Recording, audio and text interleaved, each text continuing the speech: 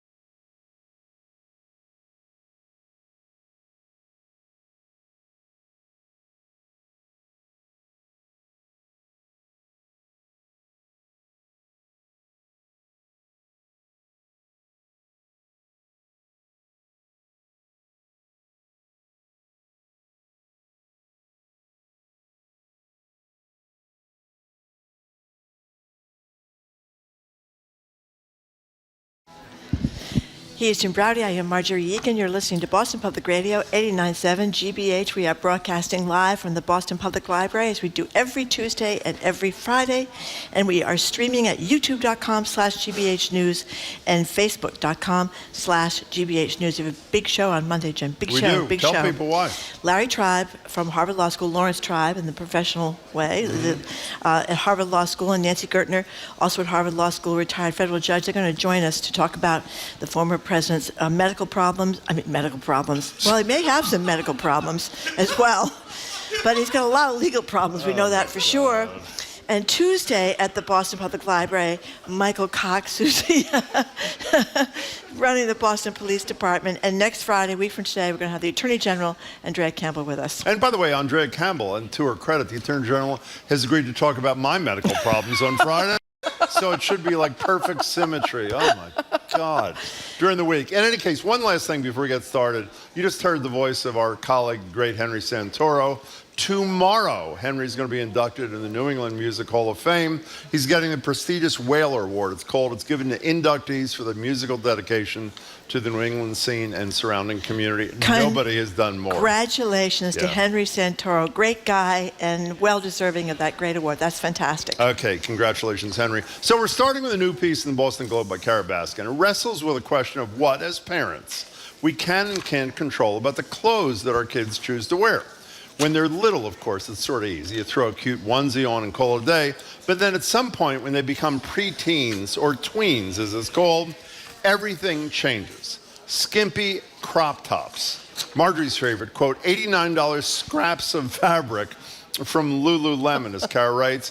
What do you allow your kid to get away with? So on one side, we're allowing our kids to look like what you wrote about once, prostitutes. Prostitutes, that's correct. And on the other hand, we're tracking them on GPS systems like they're criminals. Of course, maybe if they're wearing crop tops, you should be tracking them.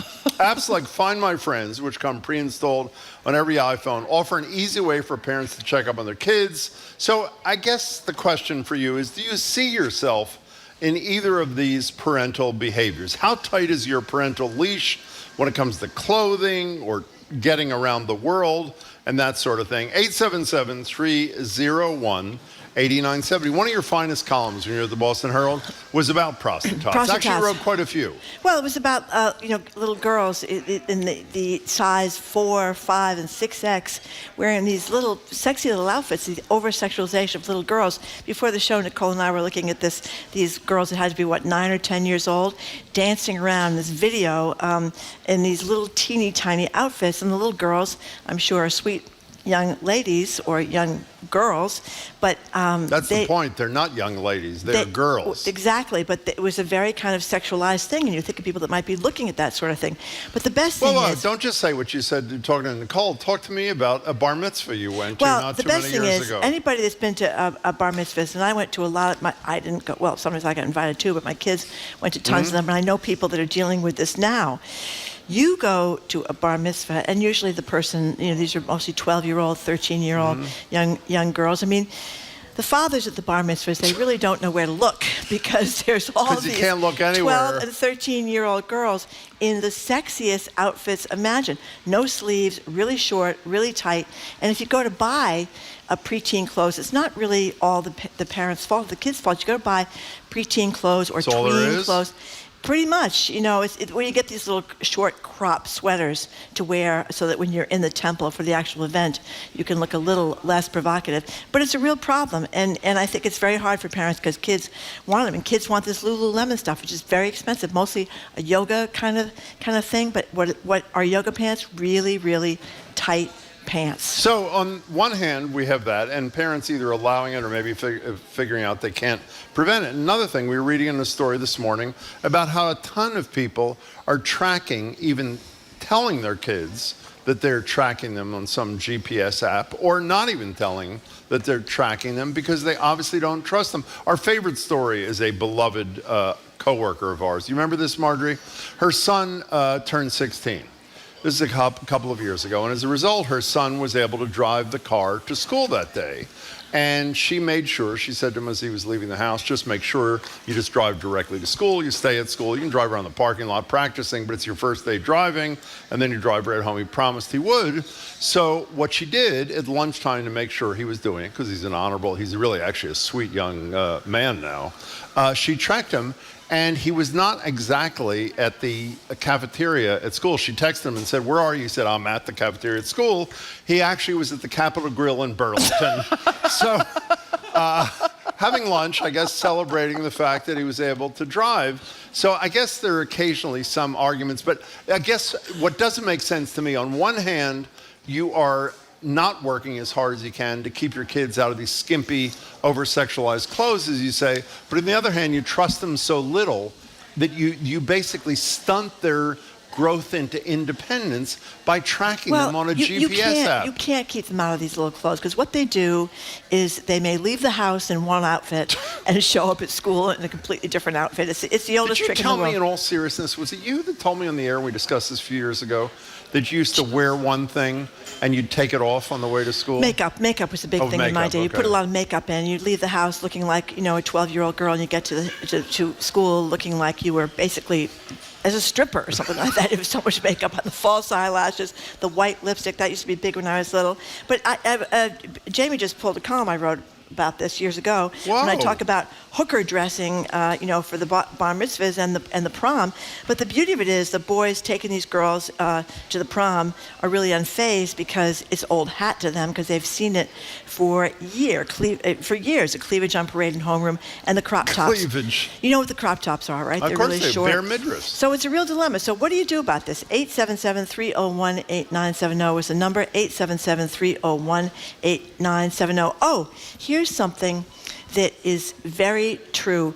Take a look, a texter just says, take a look at how our local newswomen dress, or probably how they are forced to dress. I think they are forced to dress like that. What, you mean as role models for little kids? Yes, exactly. I think people have written stories about that. Newswoman here in Boston wrote a story about that about 10 years ago from WCVB after she'd left WCVB. Well, you obviously don't remember that there was, when we were at the other radio station, there was a woman who was on Channel 5 who was a great newswoman, and we would talk on the air on our radio show about how the hem of her skirt was literally getting higher up every single day. Do you remember that? Yes, and then I she do. called in actually at the end of the week, uninvited, but she explained what was going on. So I guess that is a role modeling thing. Having said that, you have two girls. Right. And obviously now they're 30-ish kind of thing. Was this an issue when they were little or not? It was a standard joke, how you take your kids to go get a dress for a special occasion, like a bar mitzvah, a bat mitzvah, and you go to the stores, and that's all there would be in the stores. And you'd say to the sales lady, can't we get a dress here with sleeves? And my kids are grown now. They're in their 20s and 30s. So it was as bad then as it is now. As I said, in this column I wrote a long time ago, at my pre-prom picture-taking event last year, flustered fathers had to stare at the ceiling because they were worried about being arrested. Mothers stood slack-jawed, mortified. But the thing is, on the relief side, most of these girls wore variations of the same trashy little outfit that none of us parents could be singled out for shame. Were you the one that wrote, that's not a skirt, that's a belt? Is that Band-Aid. Were you the one that wrote that? Band-Aid. Band-Aid, okay. Yeah. 877-301-8970. Let's take some calls. How do you feel about this? Jesse in Duxbury, thanks for calling. Hey, Jesse. How are you guys? Excellent, thanks. What's up? Well, so I have 4 kids. The oldest son is 26, 2 girls, and then an 18-year-old. Mm-hmm. And so I've been through it all. The crop top was in when my girls were in early middle school, and I said no. And whether they showed up at school with a crop top on, I don't know. But if they're going to choose to be dishonest with me, it's going to bite them in the butt later on. But literally, in the case of the outfits, Jesse, Yeah, I know. It's like I laid down the law, and I gave them the opportunity to make the mistake. And sometimes they did, and sometimes they got caught. The same thing with tracking them. I never tracked my kids. I trusted them until I had a reason not to trust them. I love this. Innocent until proven guilty. That's exactly the right approach. I'm with you. Go ahead. Exactly. How are they going to learn independence? How are they going to learn to make mistakes and then take responsibility for them? I also, my kids, I'm open. You tell me the truth, no matter what happens, and then we'll go from there. But if I find out you haven't told me the truth, then it's a different story. Well, you are my kind of parent, that Jesse. was a great call. That was fabulous. Thank you. Thank you very much. That was great. Michelle in Revere says, had to wear uniforms in Catholic school, never a huge fan, but after seeing some of the back-to-school photos on Facebook this year, I'm shocked people I call friends let their kids, especially girls, to wear some of the practically lingerie-style clothing to school. I think a polo shirt and khakis from Target is a good solution for all schools. But, that caller, I think Jesse nailed it. Is whether it's tracking on GPS, which you should not do unless they've done something horrible, or the clothes. All you can do is tell them what the right thing is to do. And if they choose to violate your, I wouldn't say edict, but your guidance, then you learn something about the kid. But don't, be in their stuff, Well, I've said this a million times. Say it again. But I'll say it one more time. Please. I remember interviewing this guy that was a child shrink years ago, and he said, I'm paraphrasing, but basically the whole purpose of your teen years is to lie to your parents, is to hide your life from your parents, is to break off from being a little kid to a grown-up. And it's frustrating for the parents when they get lied to. But I think if we all look back to our teen years, were we lying to our parents? I know I certainly was. I never lied. So in any case, by the way, but you know what? It's the independence thing that Jesse said too. That's the most important thing. Yeah. Well, all these stories about tracking your parents, they all say it's a terrible idea. Your children feel that they have no privacy. Did you ever do it, by the way? No. Yeah. No, and consequently, I hired a private detective. Consequently, when the police called and said, "Come pick up your kid," I was always surprised. Did they? Going to parties where maybe a couple of people misbehaved and went to parties. But not your kids. Not my kids, of course. Catherine from Pawtucket, thank you for calling. Hey, Catherine. Oh, hi. Thanks for taking my call. Sure. So I have to admit, this whole conversation is making me very uncomfortable. Good. It started, Jim, when you opened the segment by saying, here we are at the same time allowing our children to dress in these skimpy clothes, and then we're also tracking them. And I work in the field of criminal justice, and I do a lot of work with victims and offenders. Yep. And I feel like there's a fine line here where what you might be saying is that going back to the days of saying, well, the reason that she was sexually assaulted is because she was wearing a short skirt. Yeah, by the way, Catherine, if I may interrupt, there was nothing I said that was even remotely close to that. Nothing I said. We were talking about the appropriateness of a tween dressing in skimpy outfits. With all due respect, Catherine, you totally got me wrong, but go ahead, you're the expert. Okay. Well, but I'm not at all suggesting that that's what you actually said. I'm just saying there's a fine line there if you're talking about how young girls dress, and then you're talking about the need to track them. And I just feel like that's the part that makes me uncomfortable, because I feel like there is an implication there around girls and how they dress and what they might be inviting in their direction. Yeah, I hear you. Catherine, I was a girl once, and you were a girl once, and I think what's tough about girls that are 11 and 12 and 13 and dressing in a very sexual way, they don't realize, I don't think, a lot of them, what is out there in the world. No one's certainly blaming them if someone, commits some crime, but I think that's part of the problem. It's why these fathers joke about having to look at the ceiling at the bar mitzvahs. You know what I mean? And no one's blaming the kids, but just saying that it's an over-sexualization, which is probably not great. Certainly not blaming them for any crimes that might be committed. You said it much better than I. mean? Catherine, we appreciate your perspective, though. Thank you very much for calling. Appreciate it. 877-301-8970. I mean, to further that, if the kid was 19, we wouldn't be having the same discussion, because obviously the assumption is at 19, she does know what the world is like, and at 11, she may not. Anybody who's been a girl or who's a girl right now or has girls right now know that the first shock that a girl may get when they are 11 or 12 and some guy yells at them out the car window, it's like, what's that? They don't usually get it. I think most young girls, and of course, there's a reason the guy's yelling out the car window. It's not their fault. Well, you're lucky Catherine didn't read your column about walking past construction workers.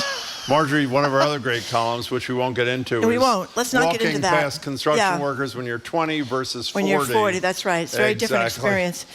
Peter in Providence, thank you for calling. Hey, Peter. Peter. Hi, Peter. You there? We'll put Peter on hold. We'll get back to him in a second. 877-301-8970. Do you wonder when someone calls us and they're not there what's going on? Sort of like they think we called them. They have an audio problem. I think maybe they can't hear us, and maybe their phone isn't working. But we have Jane in Concord. We do? And we hope she can hear us. Hi, Jane. Hi, can you hear me? Excellent. Yep. Okay, great. I think maybe Jim was just joking about tracking kids when they're wearing the skimpy clothes, but that woman's point was well taken. We don't want to blame anyone for what they wear. Absolutely not. And I personally believe everyone should wear whatever they want, boys and girls. But I would not go out of the house wearing long leggings. To me, they're like long underwear that you wear in the winter under your other pants. And I see so many adults, too, walking around in yoga pants. And it just is very weird to me. I can't imagine that. Yeah, that's a Lululemon impact. Do you do that? Do you wear those? Marjorie, yoga. I wear them to yoga. Oh, to yoga, okay. But, they say in this Kara Baskin piece, Jane, thanks. Who's a mother of young kids, that she doesn't understand why job-free teens think they're entitled to spend $89 for a scrap of fabric at Lululemon. The clothes at Lululemon are very, very expensive. She also talks about this place. They got one of them over on Newbury Street. What's it called? Brandy Melville or Mulville or something like that. It's a clothing store. Yeah.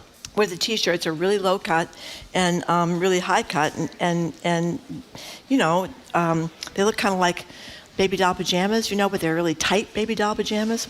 Let's go to Peter in Providence again, see if we can hook this up. Hey, Peter. Okay. Well, Peter, sorry, we tried twice. We thank you very much for your attempt, but Brandy it didn't work Melville, out. that's the name. Whatever they are. Hey, let's go to Judy in Needham instead. Hi, Judy. See if you work. Hello. Hello. Yes, I think I do. Great. I am retired. Hi. But anyway. No, I didn't mean if you worked. I meant if the phone call worked. I got it. I was okay. trying to make it. Oh, you're trying to be funny, and I missed it. I'm so sorry.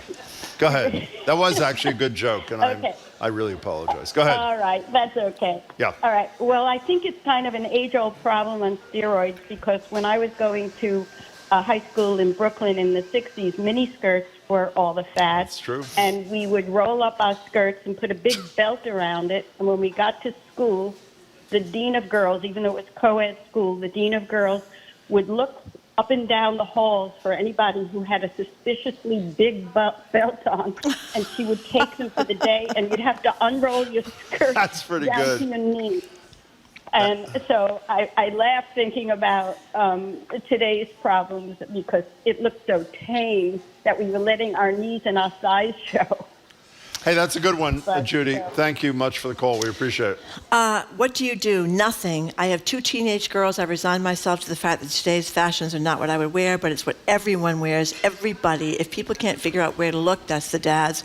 That's on them. I keep my mouth shut, let them wear what they want, and focus on real problems. I think that's what a lot of parents do. They just say, this is what everybody's wearing this now. The kids want to fit in, and this is what they're going to wear. Yeah, but I think Jessie, the first caller, nailed it. I mean, not only does she not surveil her children in terms of clothing, she says, I tell them what I think is the right thing to do, and then I trust that they'll do it until proven otherwise, which I think is the way of parenting, sort of that independent kind of thing, so they learn to make mistakes and to deal with them. You know, we got to take a break, Marjorie. We got to take a break. We're talking about how you feel about your kids wearing really sexy stuff to school, and sometimes very expensive stuff too. About parents and the control we can and can't wield on our children. Jim likes to talk about whether you should be tracking your kids. I think you decided you shouldn't be tracking your kids. No, of course you shouldn't. But the conversation continues after a quick break. Stick around. You're listening to Boston Public Radio, live from the Boston Public Library, streaming at youtube.com/GBH News and facebook.com/GBH News.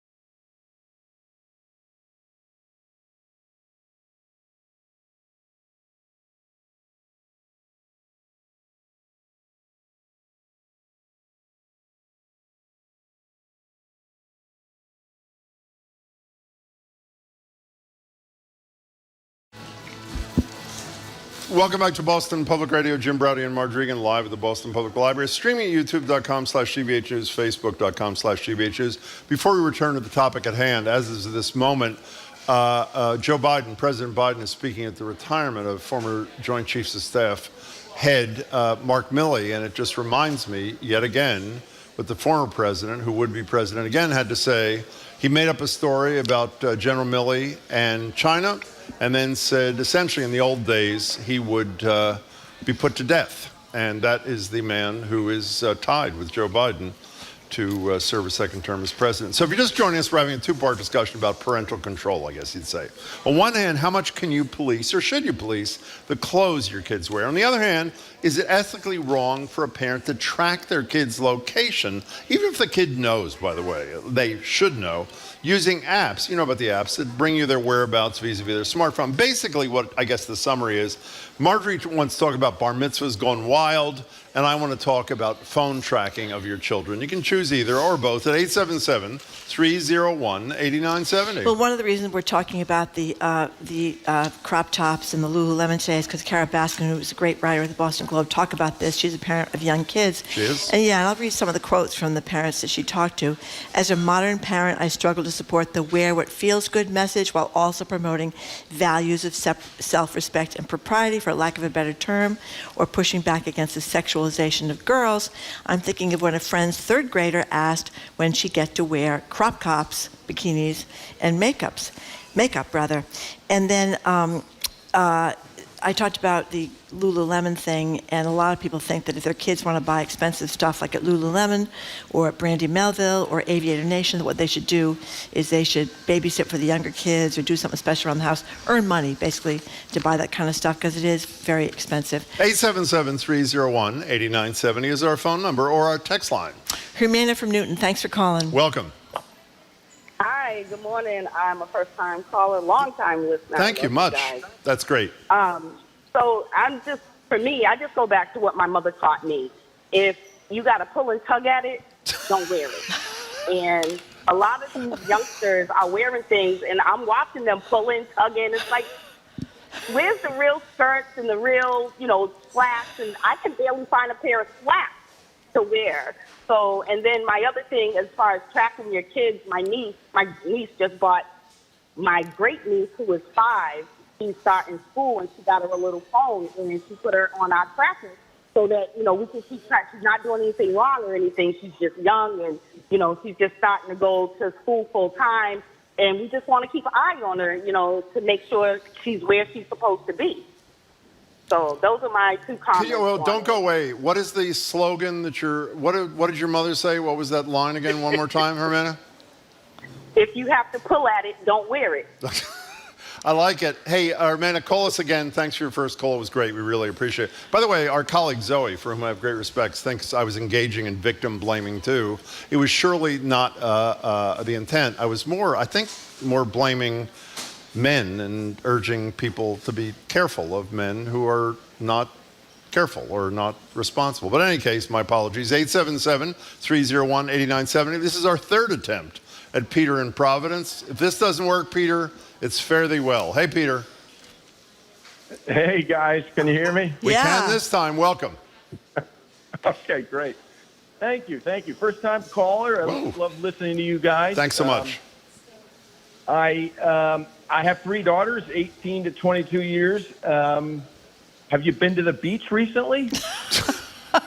And? Oh, my.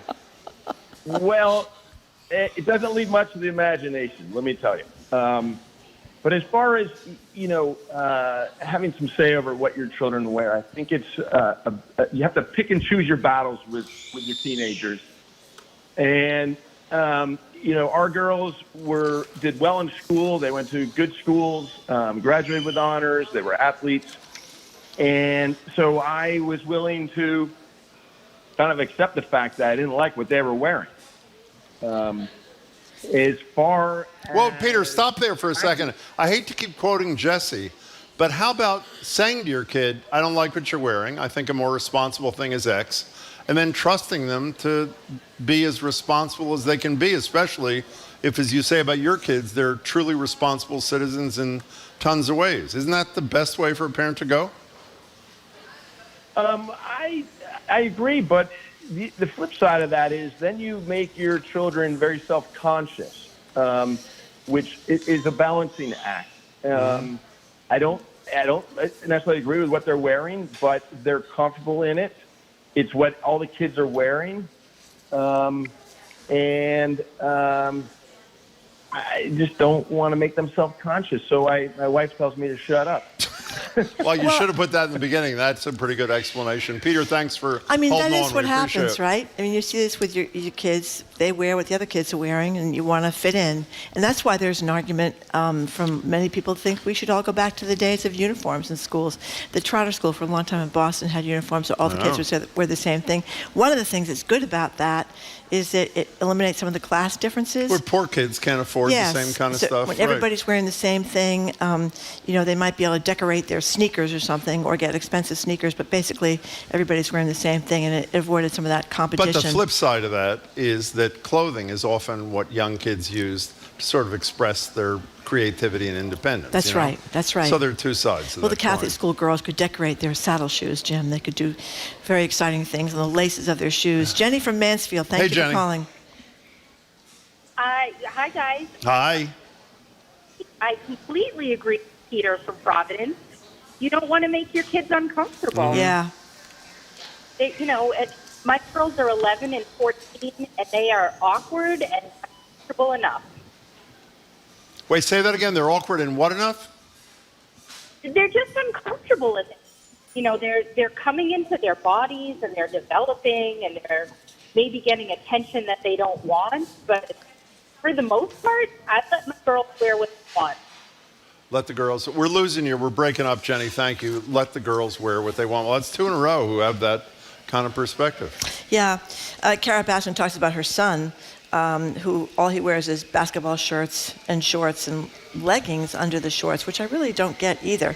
Why do you wear leggings under shorts? Why is that? The woman said it was like lingerie. I'm not troubled That's by a that. boy. It's a boy. I understand. His son is a boy. Yes, I get that. And Crocs. Did you know Crocs were huge? I knew that. We've done whole segments on Crocs. I didn't know they were so huge for the preteen set.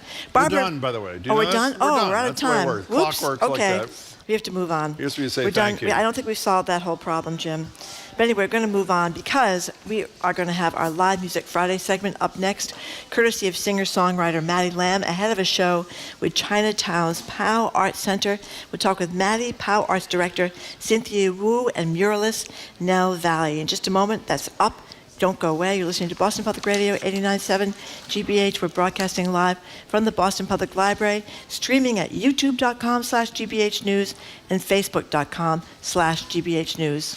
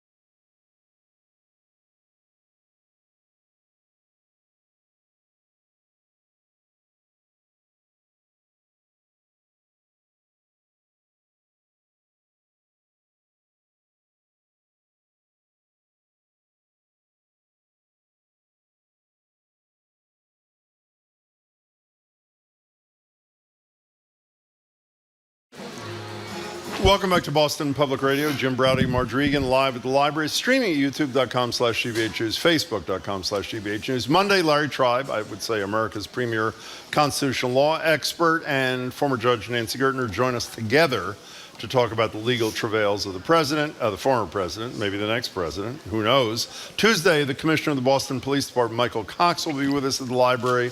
And next Friday, Andrea Campbell, the Attorney General, will be here for an hour at the library for Ask the AG. So in Chinatown's Auntie Kay and Uncle Frank Chin Park on the Greenway tomorrow from 11 to 3:30, Chinatown is coming alive with music and art. It's all a continuation of their Experience Chinatown Festival. Ahead of that, we'll get a sample as part of our own Live Music Friday. Here at the interview desk, we have Cynthia Wu. She's director of the POW Arts Center. It's great to see you, Cynthia. Thank you for being here. As well as freelance artist, educator, and terrific muralist, Nell Valley. Nell, it's great to have you here as well. Thanks. Thank you. Singer-songwriter Maddie Lamb is in the wings. We'll hear her perform in just a couple of minutes, and then she'll join us to talk too. But first, Cynthia, Nell, it's great to have you both. Yeah, thank you both for coming in. So Cynthia, elaborate on what Jim said. What is the festival all about? Yeah, well, first of all, for those who are new to us, POW Arts Center opened 6 years ago. We opened in 2017, and we're really looking at how to leverage arts, culture, and creativity to support community needs, to provide opportunities for connection, sense of belonging, learning, support for the community and the artists that are in our community. And part of that strategy is our large signature event, Experience Chinatown. Happens every year towards the end of September on the Rose Kennedy Greenway that starts in Chinatown, near the Chinatown Gate. And really, it's our largest event where we have murals and a day of performances, really to activate public space in Chinatown. Again, make sure our stories and AAPI, or Asian American Pacific Islander narratives, stories, and creatives are represented and amplified. Now, tell us about the murals. And I've seen some of them. They're spectacular. Gorgeous. But equally importantly, tell us about who participated in the creation of these wonderful works of art.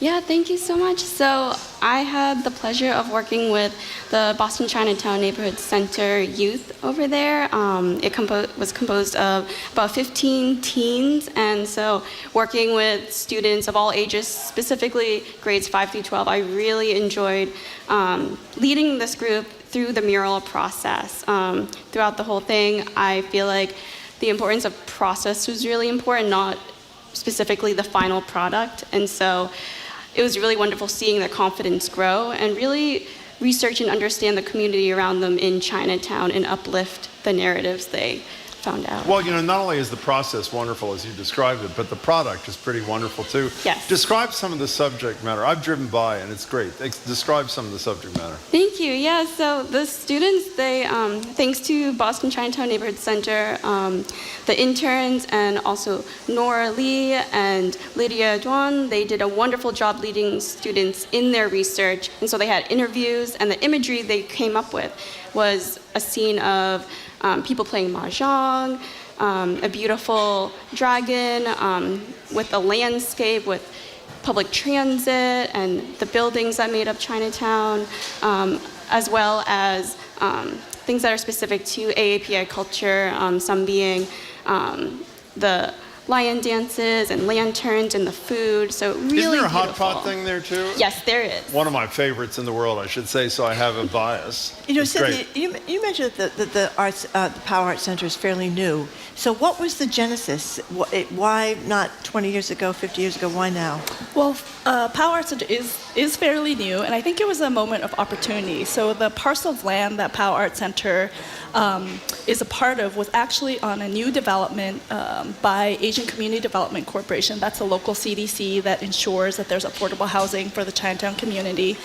And with the big dig, that parcel of land, actually I should back up because the parcel of land that we're on was actually taken away by the state, by eminent domain in the late 50s and 60s when Boston was being redeveloped in place for a highway to come in so that people outside of Boston could get into the city faster, but of course of great detriment to the Chinatown and Syrian community. So after that highway came in, 200 families were displaced, row houses were destroyed. It was essentially vacant for a long time. And after the big dig, when we know that a lot of space opened back up, and ACDC, starting in 2002, put in a bid to actually develop the space that we're in, the One Greenway space, as a mixed-use space, affordable and market-rate housing with community use space on the first floor. By the way, some of what you're talking about is described in the brand new podcast on GBH. We had Ian Koss, who put it together the other day, called The Big Dig. You should check it out. Talking it focuses about on some of these things. eminent domain around the city, including in East Boston, where one of the people that was involved, they came to the grandmother's house, gave her $1 and said, "You got to get out of here." I mean, it's just... at least I hope that could not happen today. Cynthia, can we talk about AAPI art in general? Is this a welcoming city to AAPI artists, musicians, all kinds, or is one of the reasons you're doing this is because there isn't enough focus on this richness? Yeah, I mean, well, as Marjorie mentioned, we're fairly new, and honestly, we are the first dedicated space in Boston Chinatown specifically for contemporary art and performance and such. So, I think there is a lot of potential, and you're very right, that as a community in the arts and cultural sector and in general, there's a lot of stories that aren't told. So it's really important for us to create that space and think about how we can also support the community that exists around us in Chinatown in the broader region at the same time. And I should mention with the murals that actually the theme is what makes community thrive. So a lot of the work that young people were doing, we're interviewing community members and making sure these stories are really seen and heard, because otherwise, that's our job, is to use the arts so that we can tell these stories effectively. Now, I know you just got out of Mass College of Art. You just graduated from there. I'm curious about how you got into murals, which, correct me if I'm wrong, seem to be taking off here a little bit late. You see other places like Philadelphia, in your hometown, murals all over the place in Philadelphia. But why murals? How'd that happen for you? Yeah, thank you so much, Marjorie, for bringing that up. Powell Arts Center, I really have to say, really was the starting point for me. I have a lot of gratitude for everything Cynthia Wu has done, Ashley Young, really uplifting just myself and other artists. And so for me personally, my mural art hasn't begun until last year in 2022 with Experience Chinatown. And so coming back this year and uplifting these younger artists and the wonderful artists who have been partnered with the restaurants in Chinatown as well. So did you start at Mass Art as a painter, or what did you start as? Yeah, so I got my BFA in illustration and minor in creative writing at Mass Art, and I graduated in 2021. It's a great school, yes. And it's a lot cheaper than going to RISD or some of these other art schools. We also had the president on a couple of months ago. Yeah, it's a great school right down the street, in Huntington Avenue. Cynthia, back to you. This is, to be clear, and maybe it's obvious, but let's be more than just obvious. This is not just for the community which you're celebrating.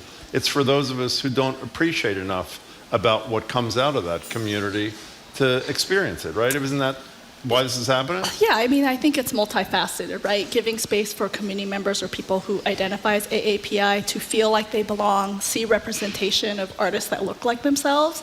And also, we understand that in Chinatown and the city, demographics are shifting. So I think there's a great opportunity to use arts and creativity to really open up dialogue and create understanding. And so you don't have to be AAPI. I would certainly hope you have a what you call an openness to learning about our experiences, but also that dialogue that really needs to exist so that we can think about what our relationship is with many neighborhoods. You mentioned demographics changing. There was a woman standing there about a week ago who is the ultimate demographic change. There's a mayor in Boston who is both the first woman and the first Asian American to run the city. Does that have a trickle-down effect onto what you do? I mean, in the sense that, yes, I think when you see someone that looks like you, she looks very much like me. We're in the very similar demographic. We're both mothers. And it is inspiring to see that possibility and hope for, what change can come out of it. And I think in general for our community, the Asian American community right now, there is momentum to think about how we can, continue to amplify our story and create that platform and create change and advocacy and make sure families don't get displaced, with the dollar, whether it's in East Boston or in Chinatown. So it's, more than just our community, but what are the other communities of color also doing and how we can be supportive and uplift all each other. So Cynthia, we're going to hear one of the artists in about 30 seconds who is performing tomorrow, I believe, yes. Maddie Lamb. I know what she's about to perform. Do you? I know by song, title. What's the song title? I think it is called High School Lovers. Exactly. So why don't we hear from Maddie Lamb? She's going to join us in a couple of seconds as well. She's performing tomorrow at this festival. Here she is, Maddie Lamb, doing High School Lovers. Hi, Maddie.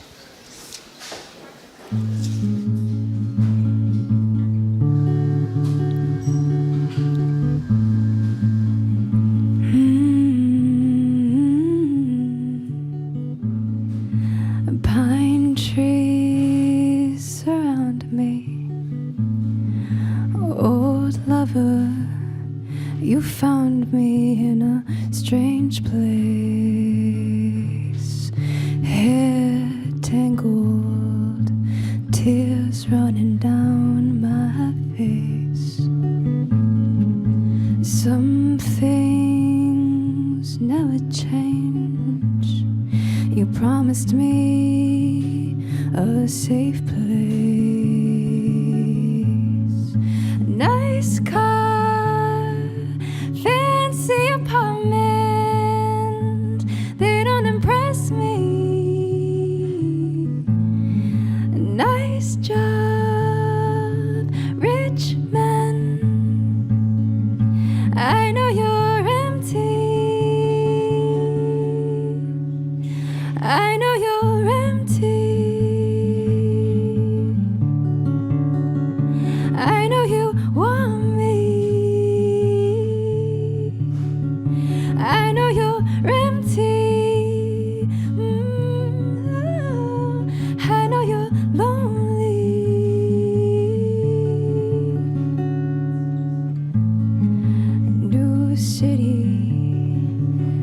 clean streets. Everything you want is in your reach. New people to meet, old memories of what love was like at 14. Now you're a rich man, living a rich world. I know you're lonely. You're driving a nice car, you're working a nice job. I know you're empty. I got my man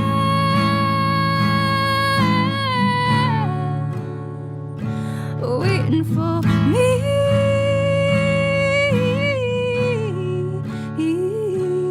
I love my man.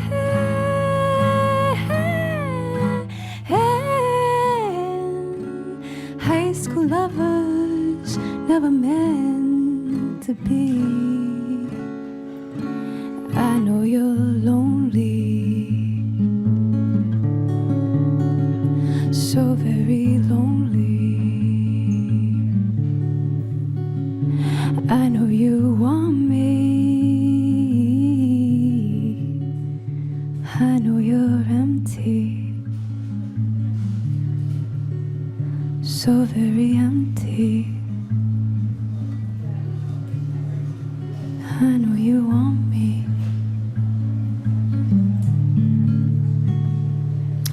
Maddie Lamb. Join us, Maddie, if you would. Maddie Lamb. That was great. High school lovers. Maddie was at Malden High School. We'll have to ask She if there's was somebody back indeed. at Malden High School that has heard that song. Maddie, that was great.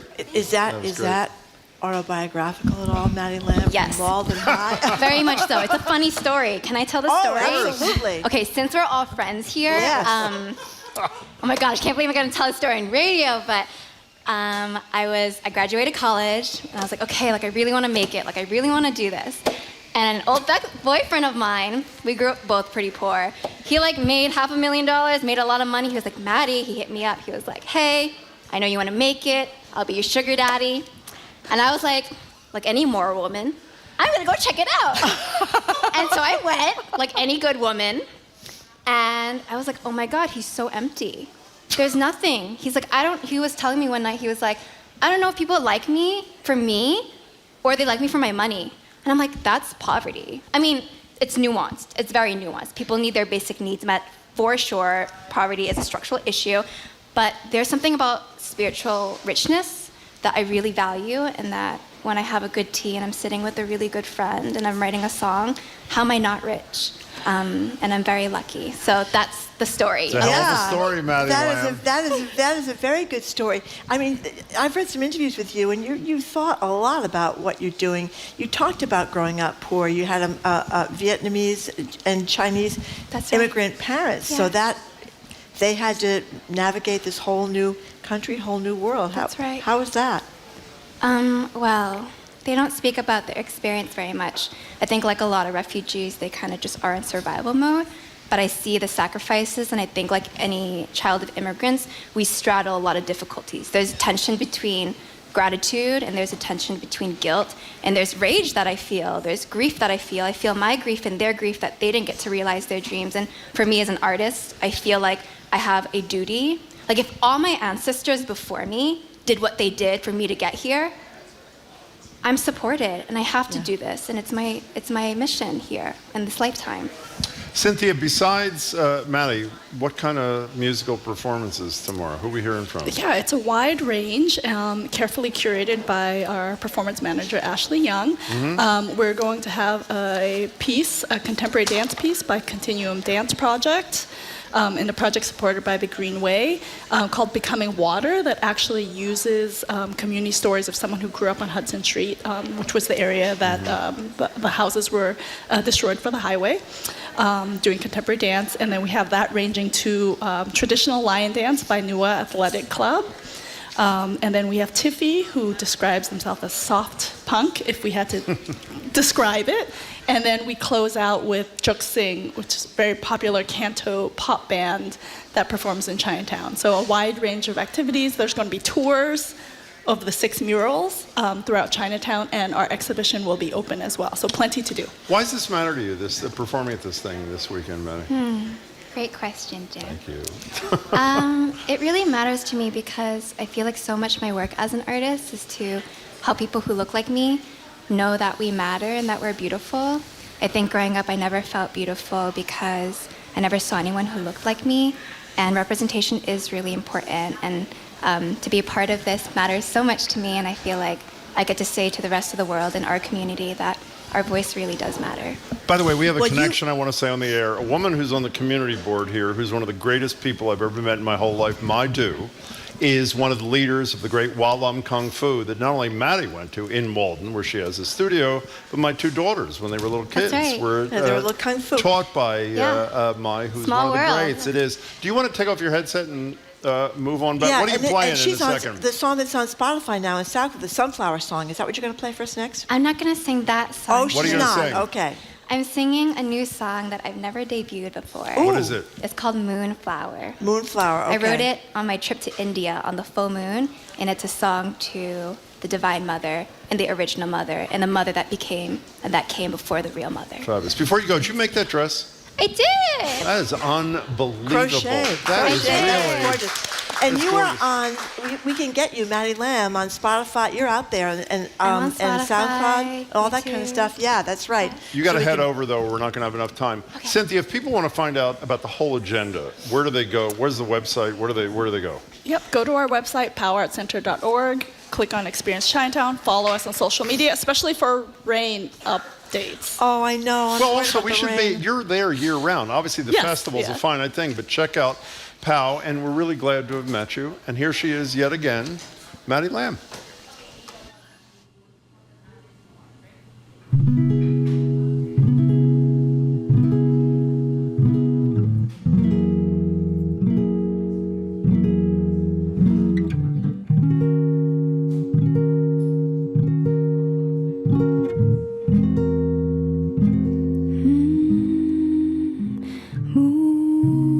Moonflower, won't you let me in?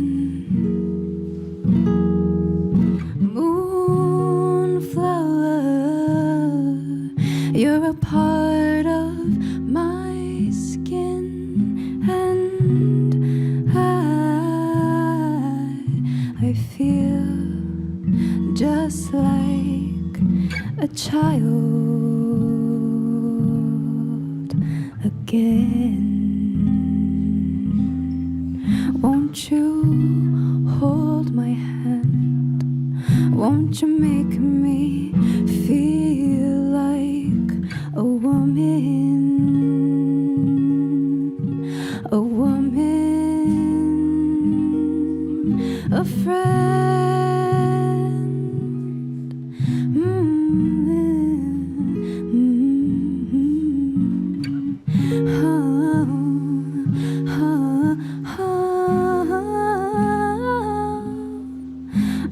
Moonflower, you're the sweetest thing. Moonflower, I love the things that you dream, and I am learning to live again.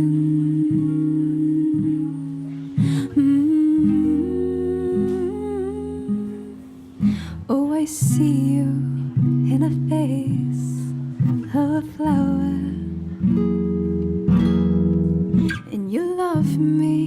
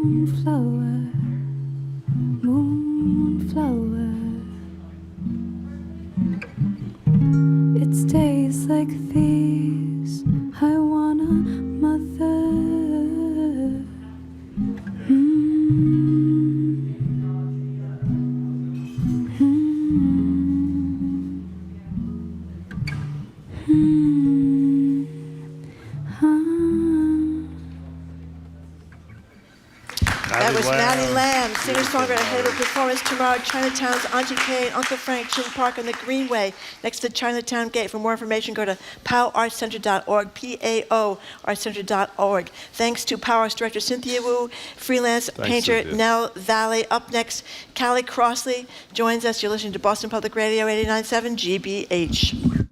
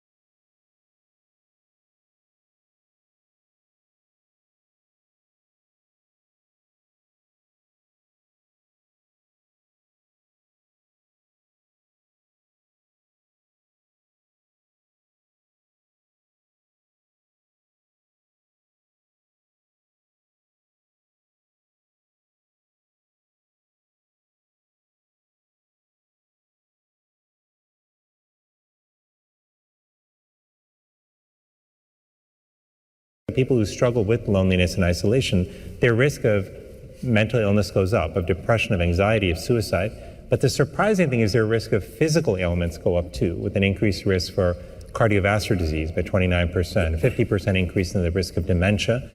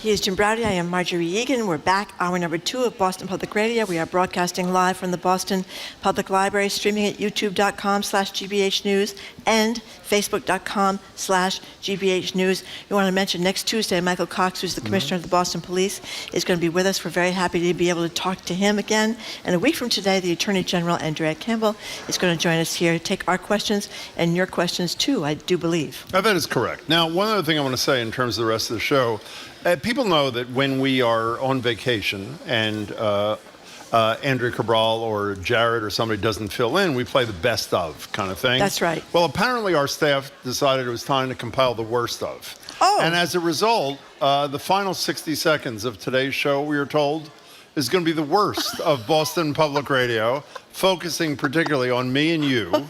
And so I wouldn't miss that if I were. Well, actually, I would miss it if I were you. Okay. But that's going to be right for the end of the show. Joining us now, though, I would say this is the best of, is GBH's Callie Crossley. By the way, the script hasn't been changed. It's from some romance conference. Well, that was about a month ago. In any case, that is technically true, but just not recently. Callie is the host of Under the Radar with Callie Crossley, which you can catch Sunday nights right here at 89.7, 6 p.m. She's also the host of Basic Black. That airs Friday at 7:30, Channel 2. You can also hear her Callie commentaries on Mondays for GBH's Morning Edition. Hello, Callie Crossley. Hello. Hey, Callie. Thank you. Hello, Jim Great and to see you. Marjorie. That would be correct. Great to see you. So people may know that longtime California politician and Senator Diane Feinstein has died at the age of 90. Before Callie talks about her and her impact, we're going to get a sample of a few of the major moments in the senator's life, from the assassination decades ago of Harvey Milk in San Francisco up to her time interrogating Amy Coney Barrett during the Supreme Court confirmation hearings. Both Mayor Moscone and Supervisor Harvey Milk have been shot and killed. I became mayor as a product of assassination. Senator, I know something about what firearms can do. Women are seen as spear throwers of change. We're not the same thing repeating itself. I'm not a sixth grader. Senator, I've been on this committee for 20 years. Americans should be free to marry the person they love, regardless of sexual orientation or race. The dogma lives loudly within you, and that's of concern. So we've watched the health of the senator deteriorate. There have been a lot of calls for her resignation, but she has had a long and storied career. What's your takeaway from Diane Feinstein's service? You know, it's one of those things where you're still shocked when you hear the news of her death. Of course, she's 90, and we know that she's been infirm for quite a long time. But because of the storied career, I mean, she's kind of a giant, actually, which is what Nancy Pelosi said and others, and to be given her due. I had forgotten she was there and was physically there when Harvey Milk was killed.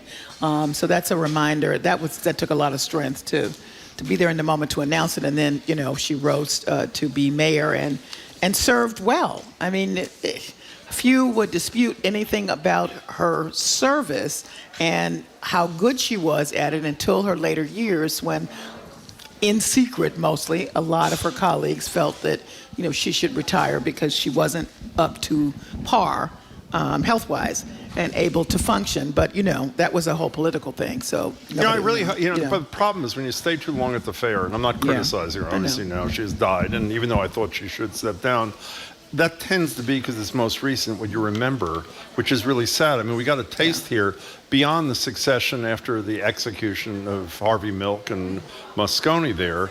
The Violence Against Women Act, she was center stage, assault weapons ban, center stage, so many historic and critically important things, and I hope people remember for that.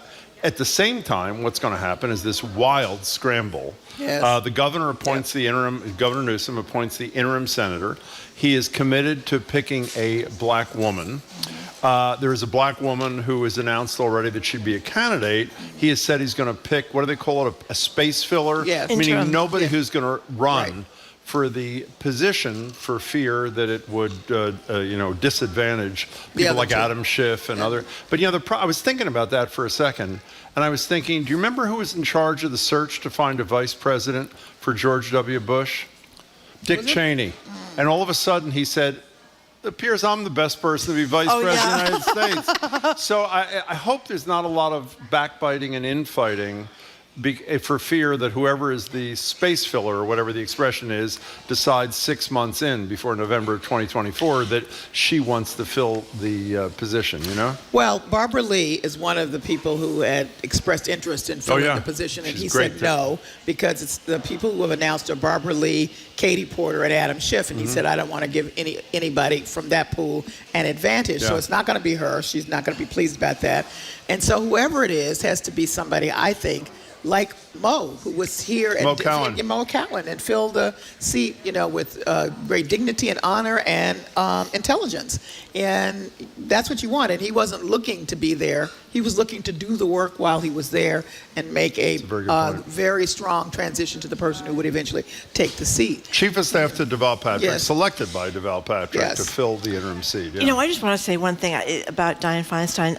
She came in the so-called Year of the Woman back in '92, when millions of women across America were incensed by the Anita Hill hearings and saw the way she was mistreated, particularly as a black woman in front of all these white guys asking her all these humiliating particularly questions. by Joe Biden, who's chair of the committee.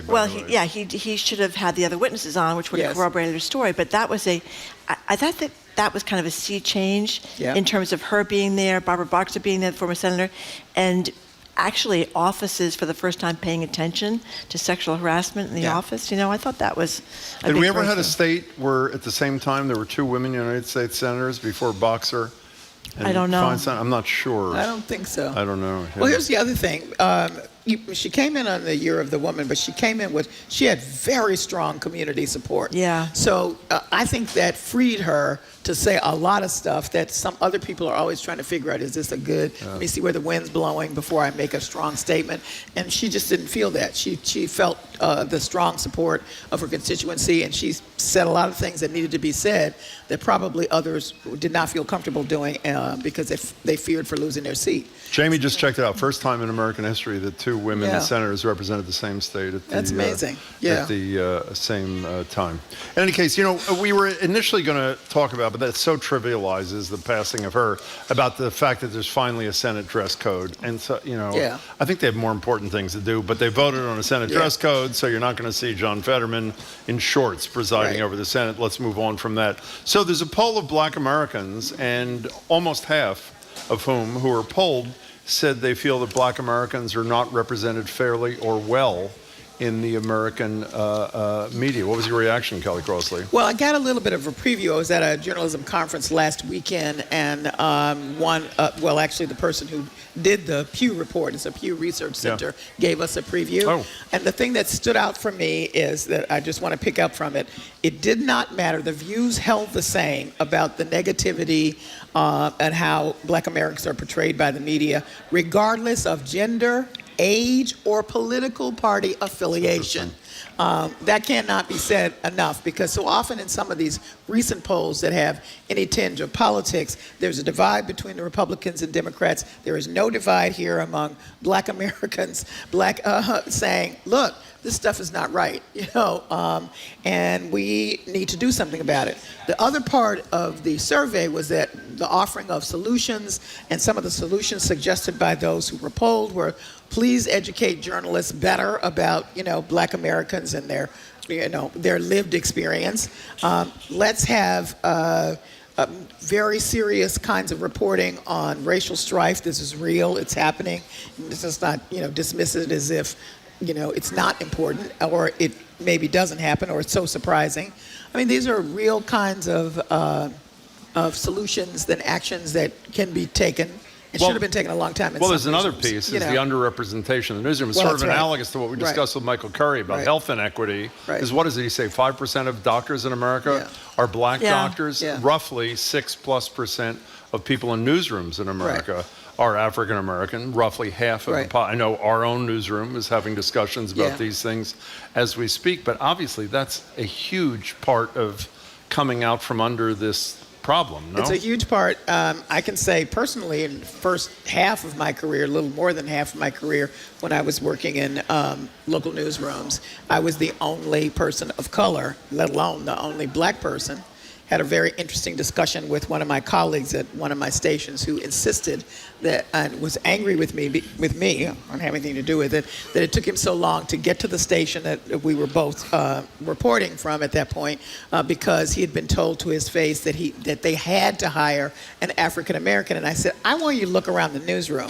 So there's 14 members of the reporting staff. I am one.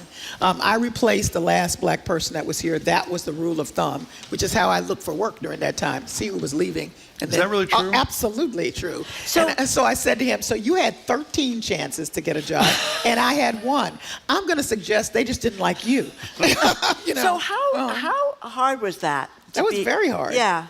That was very hard. I mean, the minute somebody left, I was on the phone or looking around trying to see if that was a possibility or an opening for me. I mean, that's just the reality.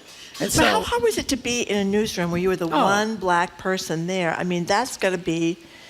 Is everybody looking at you when there's any conversation about something to do with African Americans, or what? Far from where it is now. We have many more in our newsroom now. But when you were young, when I'm young and coming up. But you guys know me, so I kind of said stuff along the way. I wasn't quiet. But it was rough. Yeah. And I had to know. I mean, at certain points in my career, when I got to a network level, I realized you talk and you will not move up. But I made that decision. I'm going to say stuff, and I was okay with that. Well, and you did quite well, I should say. I mean, despite that, is that not? Well, yeah, but I'm just saying I understood that where it was going to rest if I said something, and it did. So. But what was always interesting to me in my years in newsrooms? I mean, the discussion too. You were the first woman columnist at the Herald, weren't you? Yeah, well, they were not women in the newsroom either. I mean, I'm not equating the two at all, but I was by myself a lot. But anyway, the discussions about who's going to cover the Black community. You're going to have a white reporter. You're going to have a Black reporter. You're going to say the Black reporter's here now. We're going to send him to cover or her to cover the Black community. And when are you going to identify race in stories? We pulled the AP Style book this morning because I was wondering what it's like now in 2024, and it's a case by case thing. But that was always a big deal, right? It was a big deal. Yeah. And it continues to be in a lot of places. And also, I mean, what continues to be out there or the kind of language that's used. Remember the show that we had at GBH for many years on Beat the Press, and I talked about this a lot. I don't know if people remember the story of the motorcycle gang, mostly white guys out west somewhere, that actually killed a person. And the language used to describe them was a motorcycle group. Did not say anything about, no gang, no thugs, no whatever. Whereas at the same period of time, there was coverage of some peaceful Black protesters, and they were thugs and outliers. I mean, this is stuff that's happens all the time. So when folks who answered this survey, that's what they're thinking about. Like, we can see the difference.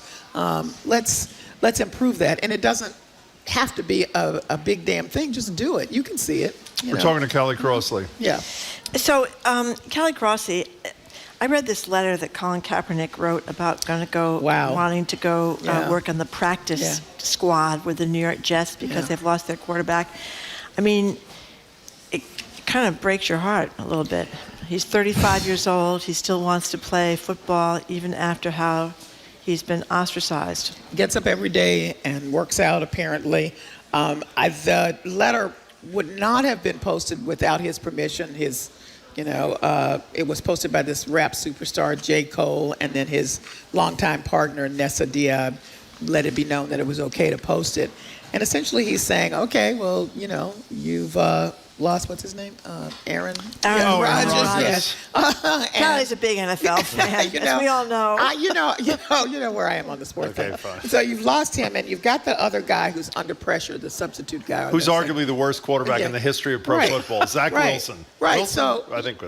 So let's, what does it hurt for you to hire me in this interim job, and let's see what happens. And he also was very. By the way, not to replace the starting quarterback who's horrible, to help but on the practice squad to help the team. Right.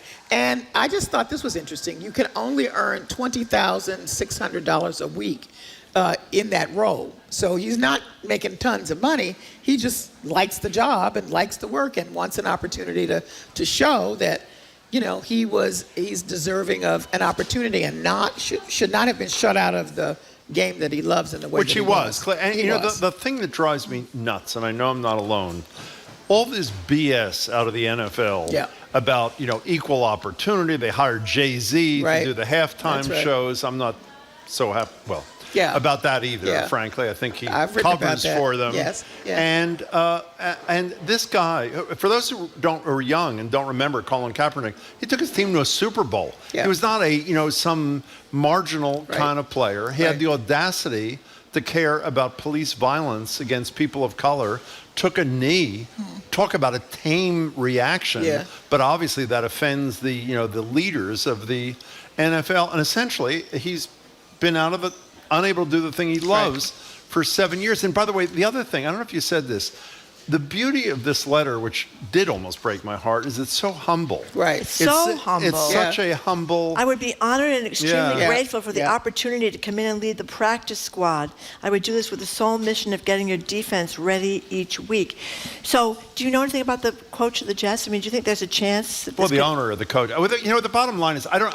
Obviously, I know of Colin Kaepernick. It would seem to me, if you believe one word that you say as the head of the NFL, even I don't know if he can play after 7 years, to be honest. Even if that's a long gap. Yeah. Hire him for something serious in the National Football League. It's obviously the sport he loves. Show you mean at least part of the rhetoric. It's a horrible thing. And by the way, and there's another team that allegedly has a social consciousness. Why don't the damn Patriots do the right thing and bring him in some capacity? Hold my breath on that. Listen, he also noted that he had some support. So he named some people. You guys probably know who these people are. Some great coaches in the NFL. Who would vouch for him. Yeah. So he went the extra step to say, I'm not just saying this is what I can do. Here are others who are saying it as well. Blah, blah, blah, blah, blah. $20,000, isn't that I don't even know if that's the coffee. Is what they spend on coffee. Oh, it's the bare minimum wage in the NFL. It's a lot for normal people. Yeah. But, can we go from a sterling example of a wonderful, principled soul who's a great athlete to an example of a great athlete who really has got some problems. Curt Schilling, obviously, former great pitcher for the Red Sox and some other teams.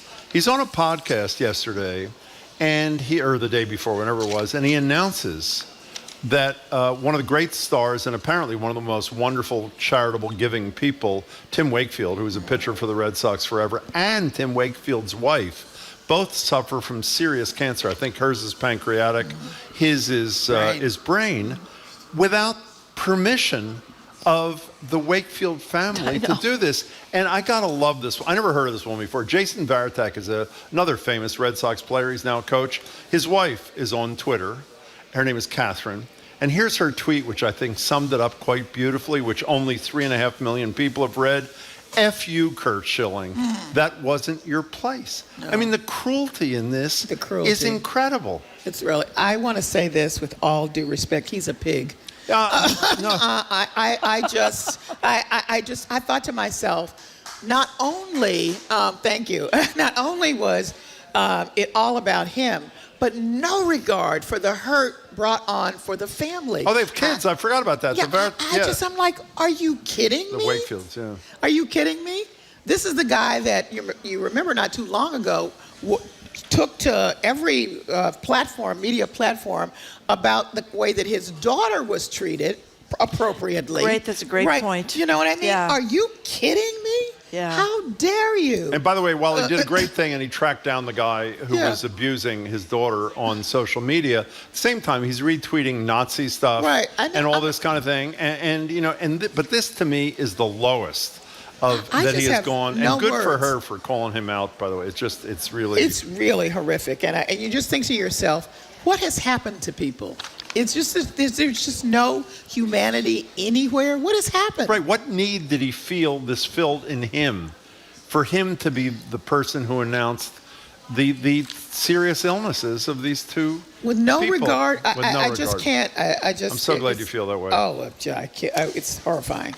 Well, let's move on to the person be a hell of a that we just transition, can't get away from. Every time she does something, turns around, looks over her shoulder, it's news all across the world. Yes. Apparently now Taylor Swift, who was having a snack at the football stadium. Does the boyfriend play for the Jets too? No, he plays for Kansas City. World champions. That's right. Travis Kelce is supposedly the boyfriend. Well, I guess she was having a snack with ketchup and people looked at the picture, thought seemingly ranch dressing. It looked like it might be ranch. And now there's an earthquake in the condiment world. Yeah, what happened?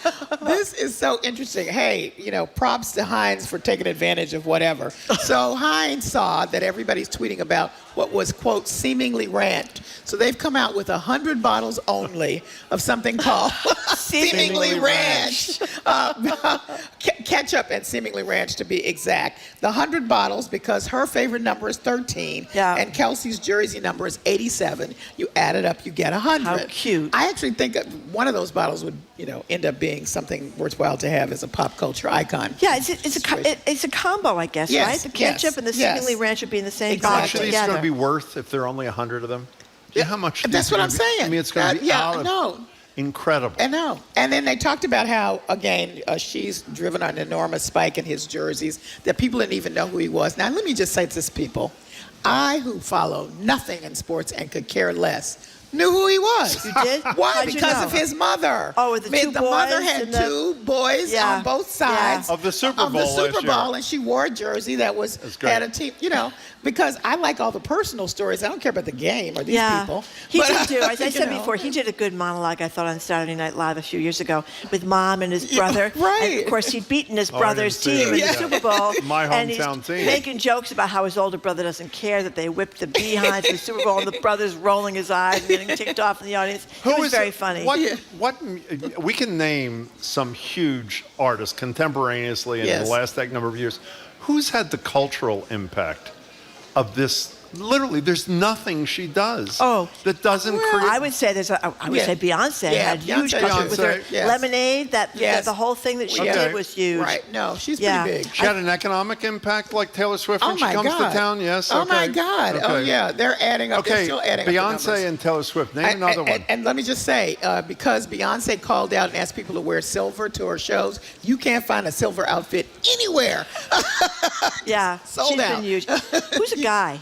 I can't think of. Oh, maybe. What's the country singer's name? It's escaping me. I don't know. Oh, he's big. But she's definitely huge. I mean, the 37,000 Yeah. people who registered to vote because of her. Right. I mean, I think that's really important. I mean, I'm not a music aficionado. Oh, here we go. When this thing happened, she was here before, and all the moms and kids were dressing up. I did listen to a lot of her music, and she's good. No, she can really sing. good. She can sing, and I like.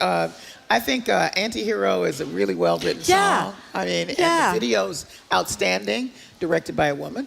Also, when she breaks up with Kelsey, how many great songs are That's coming what out of that, everybody's by the way? saying. It's really... That's what everybody's saying. What is the boyfriend count at this point? Are we up to like over 100? I don't know. But, I think she can do there are a whatever lot she of people wants. that say that, they're all trolling all of us. That just fun. That it's not real, right. Yeah, they're right. That it's just fun for all of them. Which, she can do whatever. Have fun. And she does. Yeah, have fun. Okay, what's on Under the Radar there, Callie Crossley? We are talking about, because it's Hispanic Heritage Month, we're taking a look at some public policy issues, not the least of which is the very, very low percentage of Latino nonprofits that receive any funding and what that means and what the reverberation is in the community as well. And then the second part of the show, where I'm talking to one of the co-hosts of the NPR Pop Culture Hour, Aisha Harris, who has a book about pop culture called Wannabe, Reckonings with the Pop Culture That Shaped Me, which is a fabulous little insight, just so much knowledge about pop culture. It was fun interview. So both of those things this weekend. We like fun. Yeah, We'll we be like listening. fun. We need some. Callie, it's great to see you. Callie Crossley. Thank you very much. We've been speaking with Callie Crossley, host of Under the Radar with Callie Crossley. You can catch it Sunday nights right here on 89.7 at 6 o'clock. That's what she was just talking about, that pop culture. Was going to be on that show and the other stuff. And she's also the host of Basic Black, which airs Fridays at 7:30. And you can hear Callie's commentaries, called Callie Commentaries, on Mondays for GBH's Morning Edition. Thanks a lot, Callie. Coming up, a solutions panel, we hope, with Boston's Chief of Environment, Energy, and Open Space, the Reverend Mariama White-Hammond, and climate scientist Catherine Hayhoe. How is Boston doing on climate? Why is the Massport pushing for a bigger Hanscom Field for more people flying those polluting private jets? We're going to find out all about this up next. You're listening to Boston Public Radio, 89.7 GBH.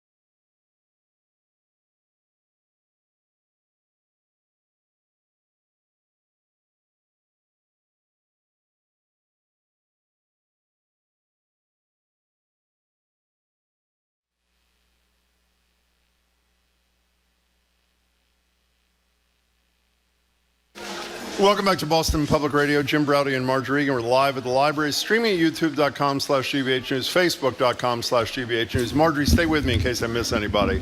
Monday, Larry Tribe and former Judge Nancy Gertner talk about the legal issues confronting the former President of the United States. Tuesday, the Boston Police Commissioner will join us at the library, Michael Cox. Friday, the Attorney General, Andrea Campbell, will join us at the library for an hour of Ask the Attorney General. I think I got that right. So last night at GBH, there was a sold-out event on New England's climate future. The Forum Network explored practical solutions to our climate challenges here. Well, someone who talks a lot about practical solutions, including on our show, was talked about herself by environmentalist Bill McKibben when he made his monthly visit a couple of weeks ago. While he was in a rather defeated kind of move in terms of climate progress, he did give kudos to the mayor of Boston. You're talking to the mayor tomorrow, who I think is one of the greatest public officials in our country. But I know how hard it is to do. She has to do the harder set of work now, like, figure out the programs that will take every furnace in the city of Boston and change it in for a different model. It's not impossible, but it's a huge logistical challenge. Well, one of the people who has to deal with that huge logistical challenge works with Mayor Wu. She is Boston's Chief of Environment, Energy, and Open Space. She joins us on Zoom. Welcome, Reverend Mariama White-Hammond. It's great to see you. It's great to be here. And in person, Nature Conservancy climate scientist Catherine Hayhoe. author of the best-selling book, Saving Us, a climate scientist case for hope and healing. Really? In a divided world. Welcome to you both. And by the way, the video of last night's event, which I heard was great, will be available in a couple days at gbh.org/forum-network. Great to meet you and great to see you, Reverend. Thanks for being here. Thank you for having us. Our pleasure. Good to be here. Okay, well, we're going to start with you, Catherine Hayhoe, because your book is called Saving Us, a Climate Scientist's Case for Hope and Healing, as Jim just said, in a divided world. So I think we all need some hope and healing. Give us a little hope on, it's been a just very discouraging summer for people that are worried about the climate catastrophe. So give us some hope. It has been a bad summer, and most people across the U.S. now are worried about this issue. So if you feel worried, anxious, even paralyzed or frustrated, you're not alone. In fact, most people do feel that way. And that is a rational response to what we're seeing in the world around us today. I was just looking online before I came here, and New York is flooding. They've got water in buses in New York City. That's how bad the flooding is Today? right now. Yes. Oh, gosh, I didn't know that. I know. I just found out on Twitter. So where does our hope come from? If things are going well, you don't need hope. You need hope when they're not going well. So we're already at step one. We know we need it. What is step two? We need a vision of a better future that's possible. And that's what Mariama, and that's what the city, and that's what the governor in Massachusetts are all working on. That's what so many organizations, including mine, the Nature Conservancy, is working on. What does that better future look like for people with clean air to breathe and water to drink and a safe place to live that doesn't flood and good jobs for them and for their kids? That's ingredient number two. Number three is a path to get there. How do we get from here to there? And what does my role look like along the way? That's where we find our hope in tangible, practical action. Okay, so Catherine Hayhoe, can I add number 4 to that list? Please. Are you kidding? I mean, really. We'll get to you, Reverend, in the city in a minute. We talk about almost every single day.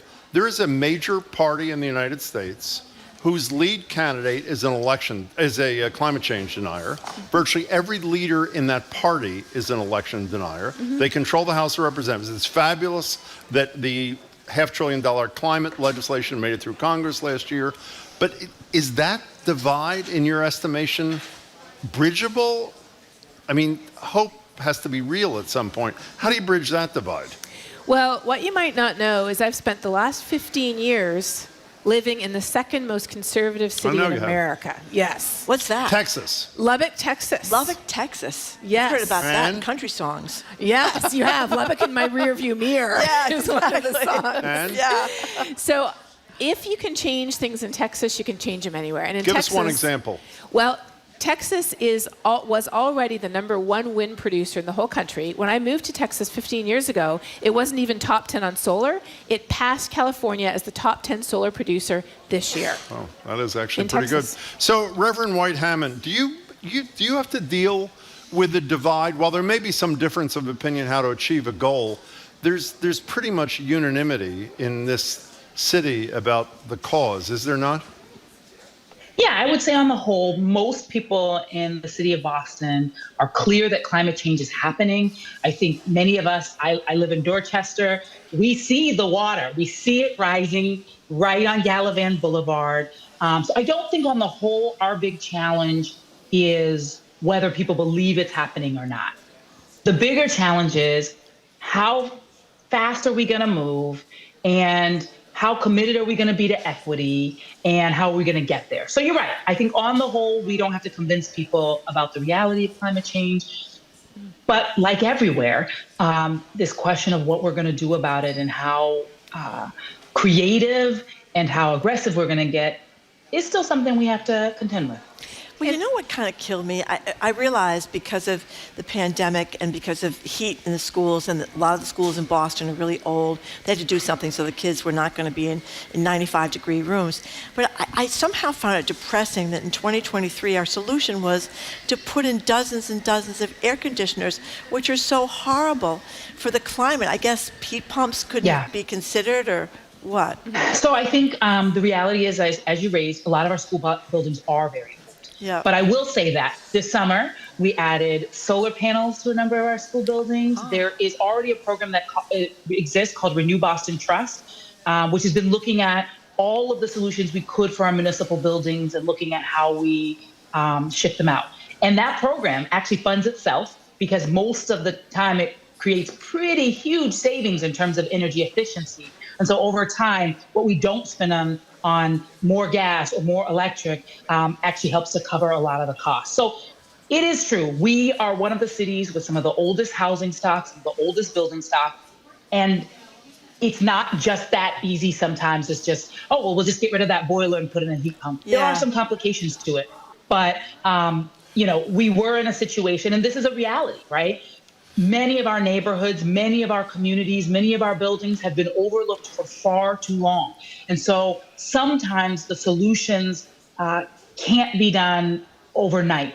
But we have made a deep commitment. The mayor has issued an executive order. We've really looked at, there's an aggressive strategy to ask, how can every single one of our school buildings be really a shining light for our young people, so they're not just preparing for their future, but they're also in the kinds of buildings that are going to contribute to a livable climate future down the line. Catherine Haya, who, by the way, is getting inducted in the American Academy of Arts and Sciences tomorrow. Congratulations for that, by the way. Thank you. You met with Governor Healy yesterday?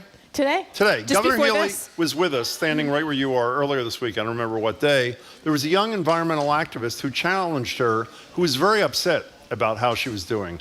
Outside the window were, which I didn't realize till after the fact, and I apologize to them, were people who were demonstrating because there is a proposal out of Massport to expand Hanscom Air Base so that CEOs in their private jets can land. So how are we doing, and are we doing well enough? I know she's got the first climate chief in the country, who I think was on your panel last night, if I remember correctly. Yes, she was. How's Massachusetts doing? How's Healy doing? Well, first of all, there is no perfect state, city, or country in the whole world. Understood. Number one. But there are a lot who are trying, and when you look at U.S. states, Massachusetts is right up there with the states that are trying the hardest. Serious net zero goals, serious renewable energy targets, serious consideration of how to incorporate nature into solutions and manage natural lands and address issues like equity and housing, the really tough, hard issues that Mariama mentioned. Massachusetts is trying to tackle those. Mariama, speaking of you mentioned Dorchester and the water coming up and stuff, and we see Morrissey Boulevard for years, actually that little connection there by the beach is flooded. Yep. There is a real climate justice issue right here in Boston, because so many people that are impacted by these climate catastrophes are people that are living in parts of Boston that are not loaded with money and very close to these climate hazards. Talk about that. Yeah. So, as you said, water is definitely a climate hazard that's impacting us. We have 47 miles of coastline in the city of Boston, and that is heavily in Dorchester, Charlestown, East Boston, which is probably our most severely impacted environmental justice neighborhood downtown. So, these impacts are hitting people in very real ways. There's also other forms of flooding that are happening, as we've seen in the state, where we have these crazy rainstorms that just seem to come out of nowhere and drop so much rain so quickly that our systems are just not ready to absorb them. That is very real, and that again disproportionately impacts some of our most low-income communities, which tend to be more low-lying. And then on top of that, there's what is actually hurting the most people, which is heat. And when you look at our heat maps, when you look at where our heat islands are, I grew up in one of them. I live in another one of them now. I know how to pick them, I guess, in terms of neighborhoods. But anyway, you can take those maps and put the maps of redlining, and they almost exactly match up. And so that's not just a Massachusetts challenge. It's not just a Boston challenge. That's actually something, unfortunately, that tracks all across the country. And so you are absolutely right. Our communities that are have sort of the least financial resources are the most places where we see some of those climate impacts concentrated, and where people in some instances are most likely to live in those old buildings that don't have AC. And so we've actually had to make some tough decisions. Like, we want to protect, we do not want people to die in their homes. And sometimes that means getting the most energy efficient AC units as we possibly can, while we aggressively plan for the kind of decarbonization work that we need to do across the city. It is not one or the other. And our work at the city, Mayor Wu is very committed. She said we are a Green New Deal city. And that means that we're not just looking at what cuts emissions the fastest, but we're also making sure that we are not putting disproportionate burdens on the communities that have already been burdened. And we are looking at how the upside, all of the jobs that are created, the subsidies that we have the ability to give out as part of ARPA and IRA, that those are going first to the communities that have not been invested in the past. And so it's not always simple, but we're trying and we're pushing aggressively. I'm just so happy, not just at the city, but at the state level, that we've made a decision, both with the ARPA money that we already chose to put out at the city, and with the state emphasis on a climate bank that's putting affordable housing first. That way of approaching it is not how it's happening across the country and across the world. Yeah. And we want to be the leader in Boston that says we can address the climate crisis with equity first. That's the voice of Reverend Mariama White Hammond, the environmental and energy chief for the city. We're also joined by the author of Saving Us, climate scientist Catherine Hayhoe. So, Catherine, let's get down to the ground level. You are confronting is probably a word that you wouldn't use. You are in a something with a denier who is not lying like most members of. I assume these people are not that stupid, that they actually understand that we're in a crisis, but because they get money from the fossil fuel industry, they have to pretend like there's no crisis. So forget them. People who are not lying, but are just deniers because they don't know enough, they haven't whatever. Tell me how you move. How do you crack that mind open? Either one person, a group, what do you do? What do you say? Well, first of all, we have to realize that we aren't just two groups. We're not just deniers and believers. Work at Yale University shows that we actually fall into 6 categories. We have alarmed, the fastest growing group. Together with concern, that makes up well over half the population. Then you've got cautious, tiny group of disengaged. Some who are doubtful, about 10 or 11%, and then dismissive. Morons. Is that morons? Dismissive. Okay, dismissive, Tim. Okay, We'll go with that. Okay. Go ahead. So I like the word dismissive because they'll dismiss anything. 200 years of science, dismissed. 2,000 climate scientists, dismissed. Yeah. If someone's dismissive, it's my personal opinion that an angel from God with tablets of Couldn't stone couldn't move them. So if I'm talking to someone dismissive, I say, I'm sorry, you're wrong. And now let's talk about something else. And if they're your relative, you say, I love you, I'm sorry, you're wrong. Okay, let's forget talk the about something else. dismissives. Let's, because you say it's an under 10%. Tell me in the next category, how do you move that person, or at least begin to move that person? Doubtful and cautious people lead with their doubts. They say, how do you know? How do you know this thing's happening? How do you know it's human caused? How do you know it's bad? How do you know we have solutions? Isn't it cheaper to just let it run itself out? And these conversations, if we start with something we agree on, rather than something we disagree on, what a concept in this world, right? If we connect the dots between a person, a place, a thing they already care about, and how it's being impacted by a changing climate, how do we find that out? Often just by asking them. How long have you lived here? What do you enjoy? Do you have grandchildren or children? Do you fish? What do you do? Connect the dots and then bring in a positive, constructive solution that they can see the benefit for today as well as tomorrow. That's when the positive conversations happen. And if we can have them in West Texas, I truly think we can have them everywhere. You know what, Mariama White Hammond, I read what I'm sure you all did about this lawsuit these kids out in Montana filed, and the way their constitution is written out there, they said that their rights to a clean environment, I'm paraphrasing now, were ruined by all the fossil fuel and the drilling and et cetera, and the pollution of the water and stuff like that. I don't know if any of you are lawyers. Jim is a lawyer over Sort there. of, yeah, not really. But it does seem to me, on the racial justice front, on the kids denied their future front, there might be lawsuits here that maybe could, you're nodding your head. Do you want to weigh in on this, or do you want to weigh in on this, Catherine? Yeah, sure. Reverend, you start. And then, go ahead. Yeah. So, I think lawsuits are important, but I actually think what we need is a pretty huge transformation in the way we live. Yeah. And I've never seen the courts by themselves deliver. So I think, when you look at the civil rights movement, those lawsuits that started off raised awareness in the public consciousness. It created some impetus to push political leaders. It created some rules that people had to play by. It said, this is wrong and we need to do something to address it. But it only really happened community by community because parents stood up and said, I'm going to enroll my child in this school, because people showed up and said, I'm going to register to vote. So I'm at the point where I say you shouldn't take any tool out of the toolbox. It's all hands on deck. We have to lean in. And I do think there's a place for legal action. But what I just want to push back on is the notion that we should put all of our eggs in that basket and hope that it will produce enough. It will not.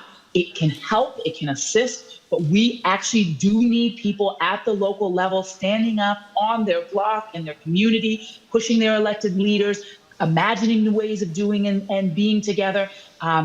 We are past the point when we can wait for any one solution to solve everything, but it is a part of the equation.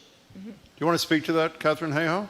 Yes, and I would say that I don't think there ever was a time when one solution would fix it all. On climate issues, there's no silver bullet, but there's a lot of silver buckshot. And so You've never used that line before, have No, you? I'm sure. I don't think No. so. Go Not ahead. original I just wanna at be all. clear. She saved it for us. Go She ahead. knew she was going to be Go coming ahead. on here 5 years ago. Okay, so what's the buckshot? So the buckshot is not only the tangible solutions like the heat pumps, the greening urban areas for heat protection and for flood protection. They're also the policy levers. They're using the Inflation Reduction Act funds to start, and all the private investment that's coming because of that. And it is absolutely using our voices and advocating, and in some cases doing so through the courts. All of that added together adds up to the solution we need. And as a climate scientist, I know that our science is at the point now where we can put a number on how much worse climate change made a given hurricane, flood, or heat wave. And I'm telling you, when we know that, 3/4 of the economic damages doing Hurricane Harvey, which is in the billions, tens of billions of dollars, 3/4 of those damages were because of climate change supersizing a naturally occurring hurricane. Wow, that's a lot of damages. Yeah, but let me, if I may criticize both of you, I think, go and ahead, tell Jim. me if you deserve a defense. One of the real problems here, we talk about this a lot, what you just said, Catherine, about the contributing factor that climate change is to the intensity of a hurricane or a flood or something. Marjorie comes in with her head ready to explode, usually the day after, with a list of every publication and every news outlet that failed to mention climate change. Or they say 200-year storm. Exactly. Why do you say that? Even though it's it's not happened a every 200-year 200 storm days. anymore. It's probably So here's two a year. So here's the or accusation, and something. tell me if you're guilty or not. Starting with you, do you spend time forget educating the public, trying to educate the media, particularly meteorologists who historically have been the worst on this issue? Do you do that kind of thing? And then, Reverend, I want to hear if you're doing it in Boston. How about Yes. In fact, there is a wonderful organization called Climate Matters, and they've been running for over a decade, and their goal is to educate broadcast meteorologists on television and radio on climate change and provide them with all the B-roll and the materials and the stats for their location. They have over 700 broadcast meteorologists now in their program, and I served on their advisory board for many years. That's good. I've spoken at their conferences. I've served as a resource when they had to email me and say, hey, Mike in Denver is like, hey, Catherine, how would you talk about this on air? I'm like, here, Rick, here's how you do it. And Mike himself is wonderful now. They are some of the most trusted messengers, and I am really happy to have been part of that program. Do you think the media gets it, Reverend? I think that there are ways in which they do. I do think we could still do better. I think actually my team, we actually think a lot about this in terms of the content we put out for the city.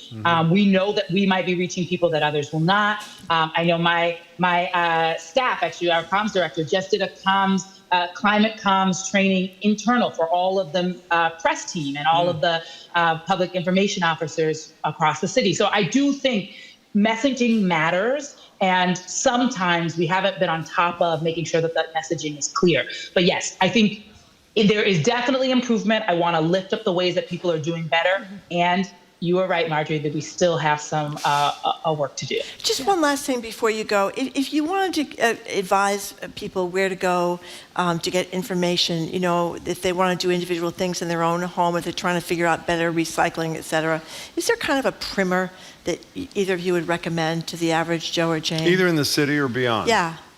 Go with the city first. How about it, Reverend?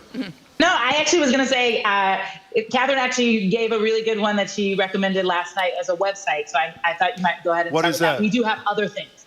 Okay, well, what I want to say is we often, when you say, what can I do, we focus on our personal carbon footprint. Right. And our personal footprint is important, but alone is insufficient. It's not enough, right? So there are great resources and books on and carbon footprint calculators when you can enter where you live and how much you eat and drive and so on and so forth. And they'll tell you what you can do to reduce your footprint. Earth Hero is a fantastic app. I recommend Earth Hero. But what Earth Hero will tell you is the most important thing you can do to tackle climate change is, in the words of Bill McKibben, bringing this right around, Bill says the most important thing an individual can do is not be such an individual. Yeah. When we as individuals use our voice to catalyze change where we live, where we work, where we study, where we worship, that's how we change the world. Every single one of us has a voice. We've done it before, and we can do it again. By the way, Bill's two organizations, 350.org and thirdact.org, have a lot of great information. This isn't worldwide, but I love that Boston's composting the food now, so you can put your food in the compost bin, and it gets taken away. That's a big deal. So you can go, if you're a Boston resident, you can go to the City of Boston website. We have a number of different things we can do. Everything from your waste.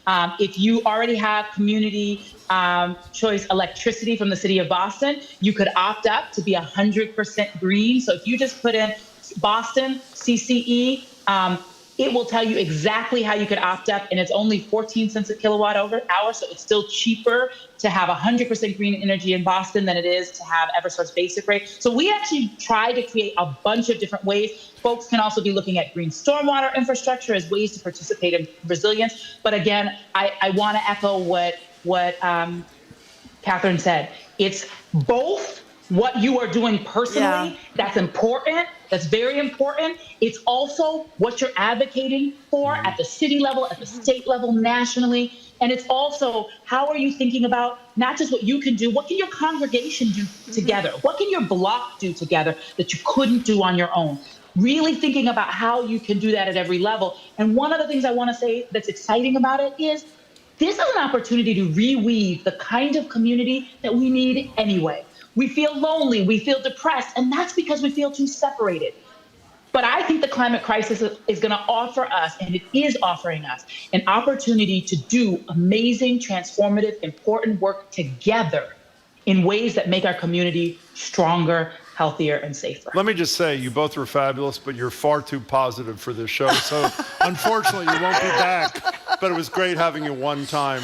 Reverend. Well, Jim, you owe me. I think you guys got some of our tomatoes from our farm. By the way, That's right. unbelievable That's tomatoes. Right. I should have said. By Thank the way, you. on a side note, Mariana, Unbelievable. I've heard great things about your preaching at New Roots AMA Church in Dorchester. I can see why you're so successful there at New Roots. Thank you very much for joining us. Great to see you both. Thanks so much. Speaking with the Reverend Mariama White Hammond and Catherine Hayhoe.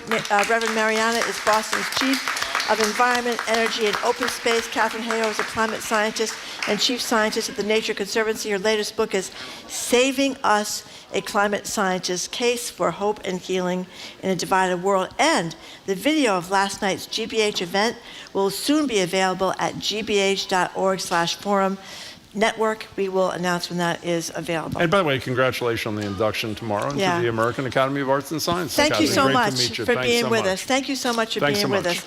After a quick break, GBH's Jared Bowen is taking the money and running. You know what that's about.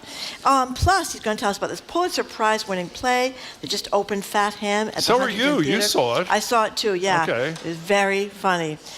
Even though it's Hamlet, you wouldn't think it would be so funny because everybody gets killed. But, not everybody gets killed in this one. Okay, fine. Let's move on. Okay.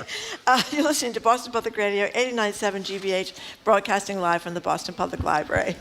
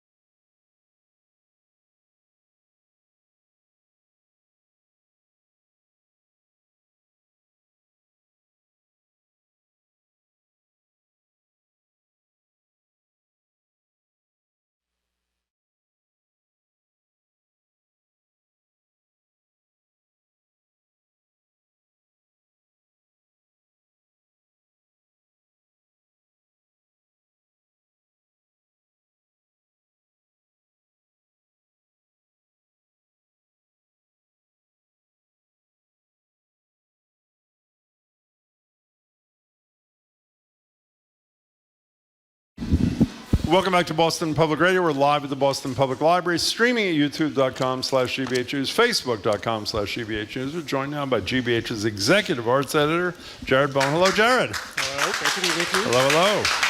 Great to see you, Jared. So let's start before we get to Fat Ham, which we both saw. I was quite enthused. I think you were quite enthused too. Let's talk about this person that goes into a thrift store and finds a painting that's worth $191,000. So you would think that maybe our colleagues down the hall at GBH and Antiques Roadshow might have wrecked this for the rest of us, that everybody has scoured every basement, every thrift shop, every attic, everywhere for the most valuable find, but that is not the case. So yeah, a number of years ago, there was a woman who went to the Savers in Manchester, New Hampshire, and found this portrait, this painting that she really liked of two women, and she bought it for $4. And she hung it over her bed in her bedroom, and then she stuffed it in the closet a little bit later on, and then pulled it out not too long ago and really began to look at it again and decided to do a little bit of research because it had a really nice frame. It had a label on the back. She put it on Facebook, and people identified it as a painting by N.C. Wyeth, who was famed in the early part of the 20th century. Is Andrew his kid? Andrew is his son, and Jamie Wyeth is the grandson. Grandson, okay, go ahead. Very talented family there. Extremely talented family. So it was ultimately just put up at auction, and what, $114,000? $190,000. That's right, after the fees, $190,000. That's what she fetched for this $4 painting. I went back. They posted pictures on the website, and I looked at the frame. In the back of the frame, it does say N.C. Wyeth. It does. So it was pretty clear who it was by. But I think the style in which he painted is kind of passed out of favor. This was ultimately done because he illustrated books like Robinson Crusoe and Treasure Island and things of that nature. And so his work isn't as well known as, say, Andrew Wyeth's, who we definitely know from Christina's World. Yes. That's the picture of a young woman crawling up her hill to her house. But by the way, you can see a lot of N.C. Wyeth's work and the rest of the Wyeths at the Farnsworth Museum in Rockland, Maine. They have a whole building devoted to the Wyeths, and it's great to see the generations there. So let's assume instead, where's this, Manchester, New Hampshire? Yes. Okay. Yeah. So the same woman, who we don't know the name of, by the way, is in Manchester, New Hampshire. She spends $4 to buy this crap by this Danish artist. How much should she get for this Danish artist that I think got $75,000 to do two paintings on a commission and return two blank canvases to the museum in question? Well, I think by his philosophy, she's supposed to be paying him tens of thousands of dollars. What's the story here? I don't really get this. This is really interesting. So there is an artist, Jens Hanning, who had created two works of art a number of years ago that were looking at disparity in income and the wage gap. And so the Kunsten Museum of Modern Art in Denmark staged an exhibition a couple of years ago called Work It. And they asked him to revisit his notions of the wage gap, which were looking at wages in Austria and looking at wages in Denmark. So he agreed to do it. He was commissioned to do it. And in those original pieces, he took large canvases that were framed and installed money on them so he could illustrate the gap. Flash forward to when he's redoing his work. The work is shipped to the museum. The museum opens up the crates. They pull out the two paintings, and they're blank because he has decided that he is going to take the money for himself because he is experiencing an income gap, and he has created, therefore, a piece of art that he's called Take the Money and Run. So he did. They paid him about $70,000 in our money, and now he is claiming that this was his prerogative to take this money, and he has made a work of art by giving back the blank canvas, and it's kind of performance art. It's his artistic prerogative. I'm afraid to even ask, Jared, which side are you on in this thing? It really is going to aggravate me, I can tell. You're going to be surprised. So I'll finish it by saying, the museum sued him. Yeah. The judge has determined that he does have to pay the money back. Oh, I didn't know that. Okay. Minus of about $5,000 or $6,000 that was stipulated in the contract. Plus, he also has to now pay the legal fees. No, of course he has to give the money back, but he's saying he won't do it because he's already spent it, some of it for groceries and things of that nature.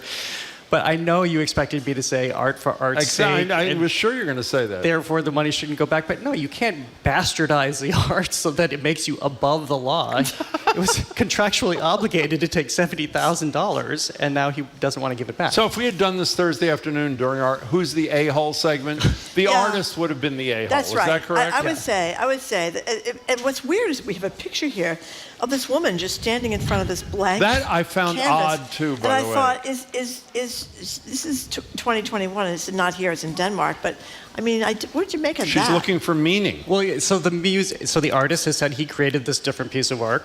Take the money and run. The museum actually thought, okay, he's making his point. We'll put these up on the museum wall, which is why you see the picture of a patron staring at an empty canvas. But now, not that they consider it a joke, but joke's over. Show is done. We want our money back. And the museum is saying this money was going to our operating costs. We need it. Yeah. Although what has happened out of this, the museum attendance is huge, and the artist has a lot of attention.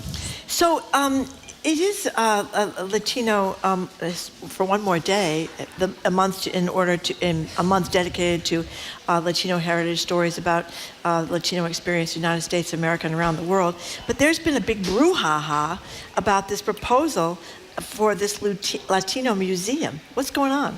Well, the Smithsonian Museum doesn't have a museum devoted to the Latino experience and Latino Americans. And so it has been established there will be one in about 12 years. It'll cost about $800 million to build. Half of that will be private donations. Half will be come from the government because it is a Smithsonian building. The Smithsonian, as people might know, operates 21 museums, most of them in Washington along the mall.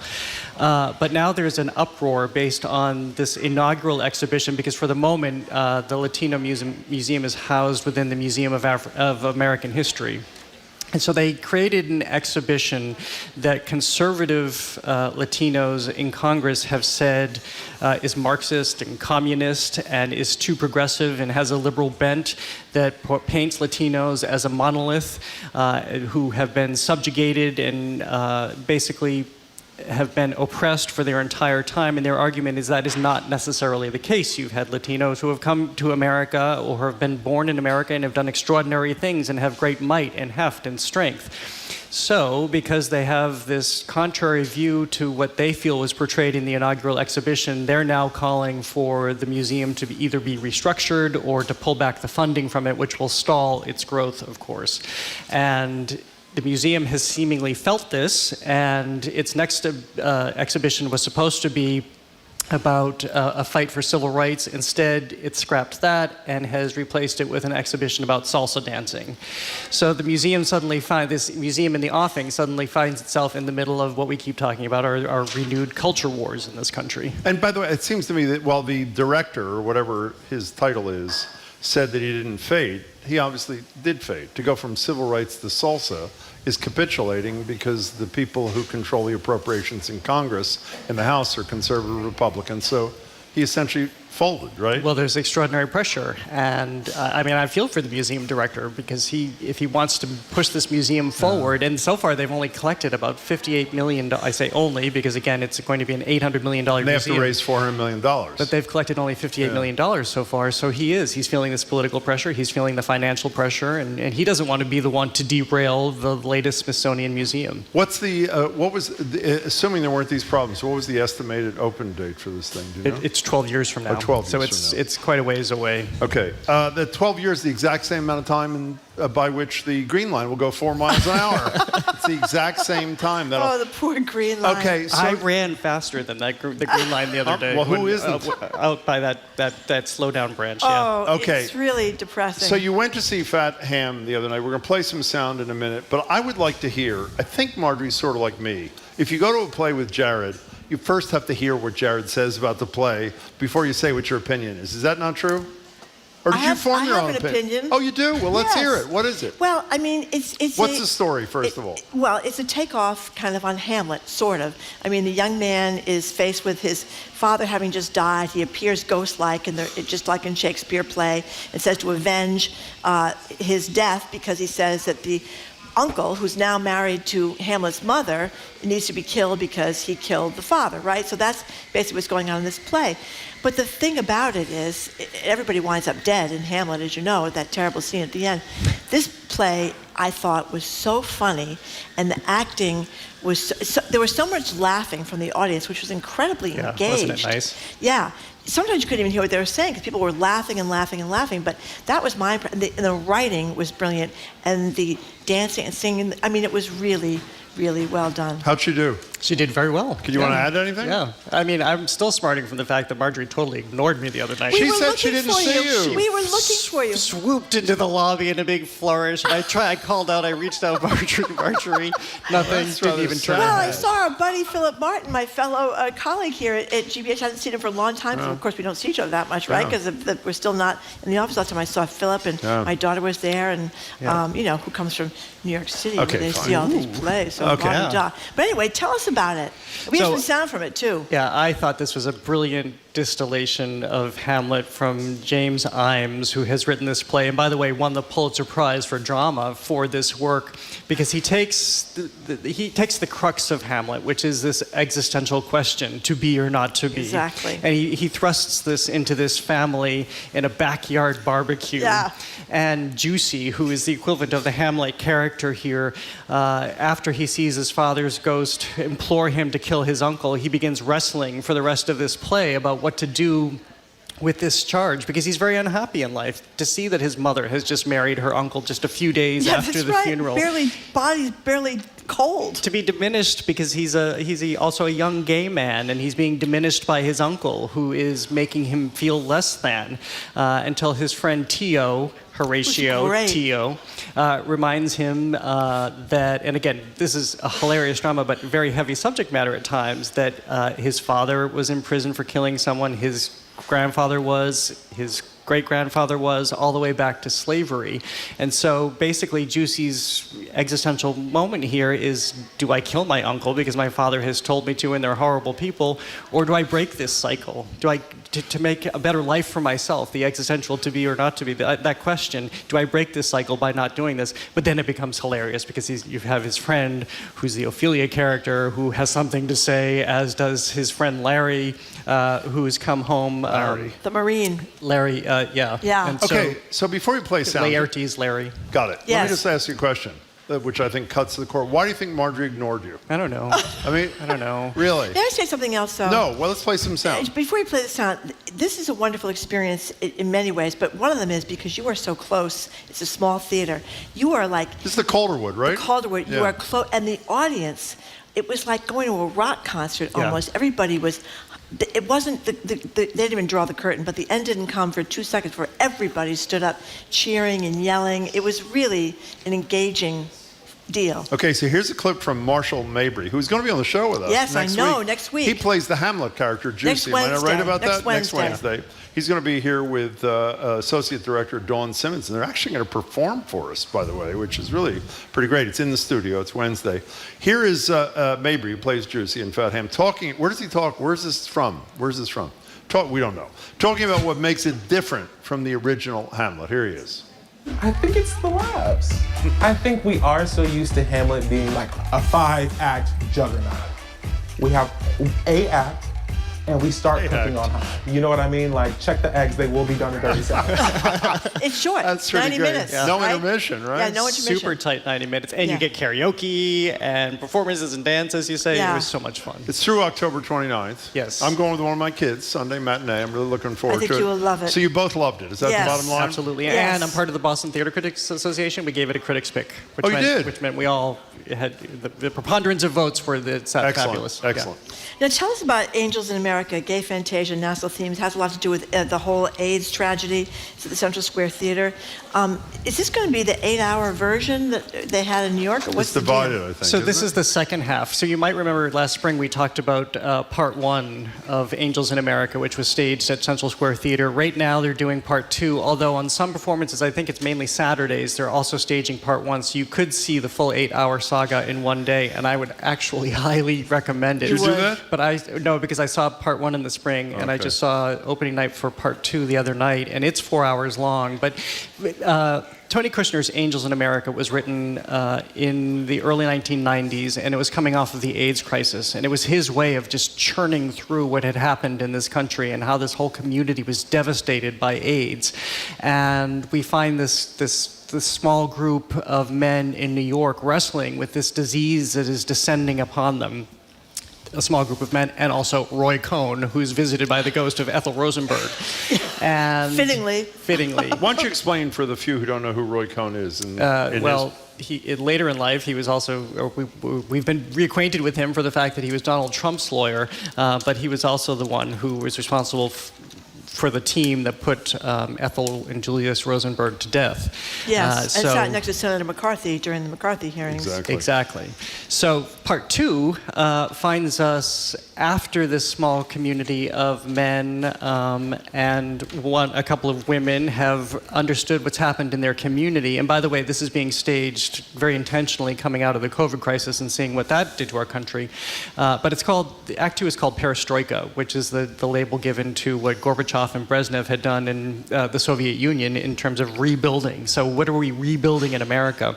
It's called Angels in America because the main character, Prior Walter, is visited by this angel who comes down and gives him this charge that God is so disgusted with humanity because of its movement, and he's tired, and humans should just stay put.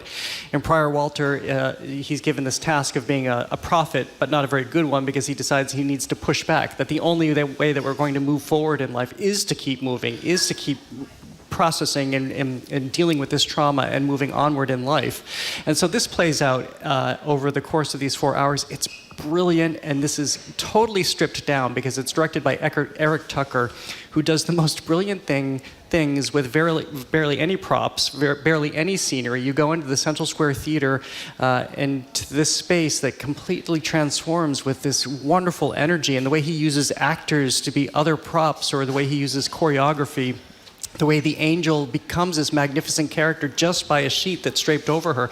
I mean, this is the heart of theater. This is why theater works. You don't need the big scenics. You don't need the big visuals or digital productions. If you can do it all yourself and just help us all create this imagery through some subtle gestures. It's through October 8th at the Central Square Theater. The other things can wait, can they not? They can wait. They can. Yeah. Okay. Jared, it's wonderful to see you. Thank you so much for your time.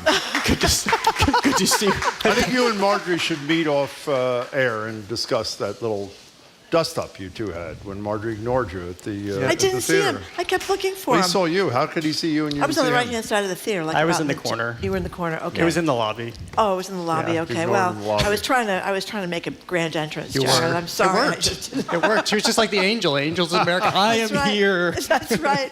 That's right. Jared, thank you very Good much. to see you, Jared. Good to see We've been you. speaking with GBH Executive Arts Editor Jared Bowen. Thank you again, Jared. After a quick break, food policy analyst Corby Kummer on the government shutdown's impact on essential food benefits and a lot of other food news. You're listening to Boston Public Radio 89.7 GBH.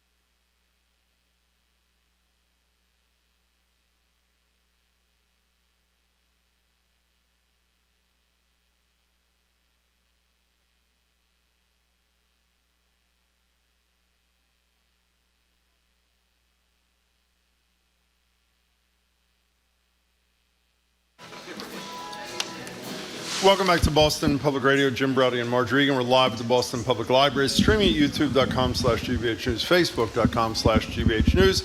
Joined on Zoom by food policy analyst Corby Kummer. Corby's the executive director of the Food and Society Policy Program at the Aspen Institute, senior editor at the Atlantic, senior lecturer at the Tufts Friedman School of Nutrition, Science, and Policy. Hello, Corby Kummer. Hello, Jim. Hey there. Hello, Corby Kummer.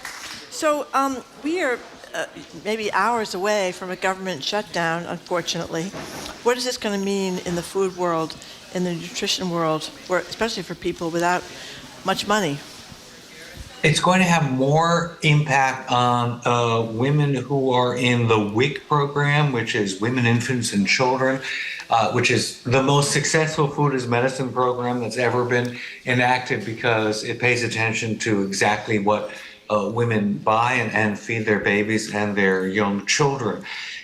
They could stop getting their benefits loaded into their EBT cards by Monday and go to the grocery checkout, depending on when the shutdown is, and find no money, not just the humiliation, but the incredible inconvenience. SNAP, for whatever reasons, in the way it's fulfilled, it looks like it would be toward the end of October. It would take a couple of weeks for these benefits to stop appearing on people's cards, but that's a much larger program. It's 40 million low-income Americans. For the state of Massachusetts, Governor Healy was saying that there are funds available to supplement WIC. What Tom Vilsack, the Secretary of Agriculture, was saying about WIC, because USDA is what administers these nutrition assistance programs, is that there's enough to keep it going maybe for 1 or 2 more days. I mean, that's terrible. More money in the bank for SNAP. As Governor Healy was saying, we can keep it going through at least through October. So in Massachusetts, it's better than nationally. It's bad nationally. You know, one last thing. Speaking of USDA, isn't that the entity that authorized, 3,000 additional school districts, I think, this past week to qualify for free meals programs? And what I've read about that is the administrative work that needs to be done to make that happen in those 3,000 additional districts will not happen because those are not essential workers who will not be at work. So the kids in those 3,000 districts, I think there are 5 million kids, will not be the beneficiaries of this free meals program that was authorized, correct? Yeah, from what I've read. Well, what's so good about Massachusetts is they've passed so far universal school lunch and breakfast. Yeah, that was in the budget, but we're criticizing the legislature a lot here. They did do that. Yes, They did it in August when they finally got to the budget. They made it a permanent thing in Massachusetts, which is a very I think it's the 9th state in the country, and I wish it were all 50. So do I. So we're talking to Corby Kummer. So Corby Kummer, I've always been a fan of David Brooks. He's sort of a middle-of-the-road opinion columnist. He's written a lot of books for the New York Times. I would not want to be David Brooks today. Tell us, he kind of did something he shouldn't have. What did he do? Oh, boy, I don't have this in front of me, but it's hilarious to look at all of the tweets in reaction to a tweet David Brooks, the columnist, who writes about the economy, about emotion, about the way people are feeling and their moral core and moral compass. He was in a Newark airport and he took a picture of the remains of a burger and fries and a bunch of opened, empty Heinz ketchup packets heaped on top of the whole thing, and said, check for airport meal, $78. This is why people think the economy is terrible. And as it turned out, 80% of the $78 check was for his bourbon. Exactly. What kind of bourbon was he drinking that cost him it would have been, 80 minus 20 is what, Jim? Is 60. A $60 Thank you. glass of bourbon? Listen, maybe it was $230. And this is where restaurants make their margin. Yeah. But the amount of guff he got from hilarious, like one guy who writes about styles that happens, lined up about 18 shot glasses and said, this looks like my most recent bill at Newark Airport. The burger joint, he didn't name the airport or the joint. No. And everybody, it was easily traced on the web, including by the gleeful owner who said, okay, from now on I have a $17.78 burger special for everybody, because that's what it costs. Wait. With a double bourbon, the 1778 includes the cheeseburger, the fries, and a double shot of whiskey.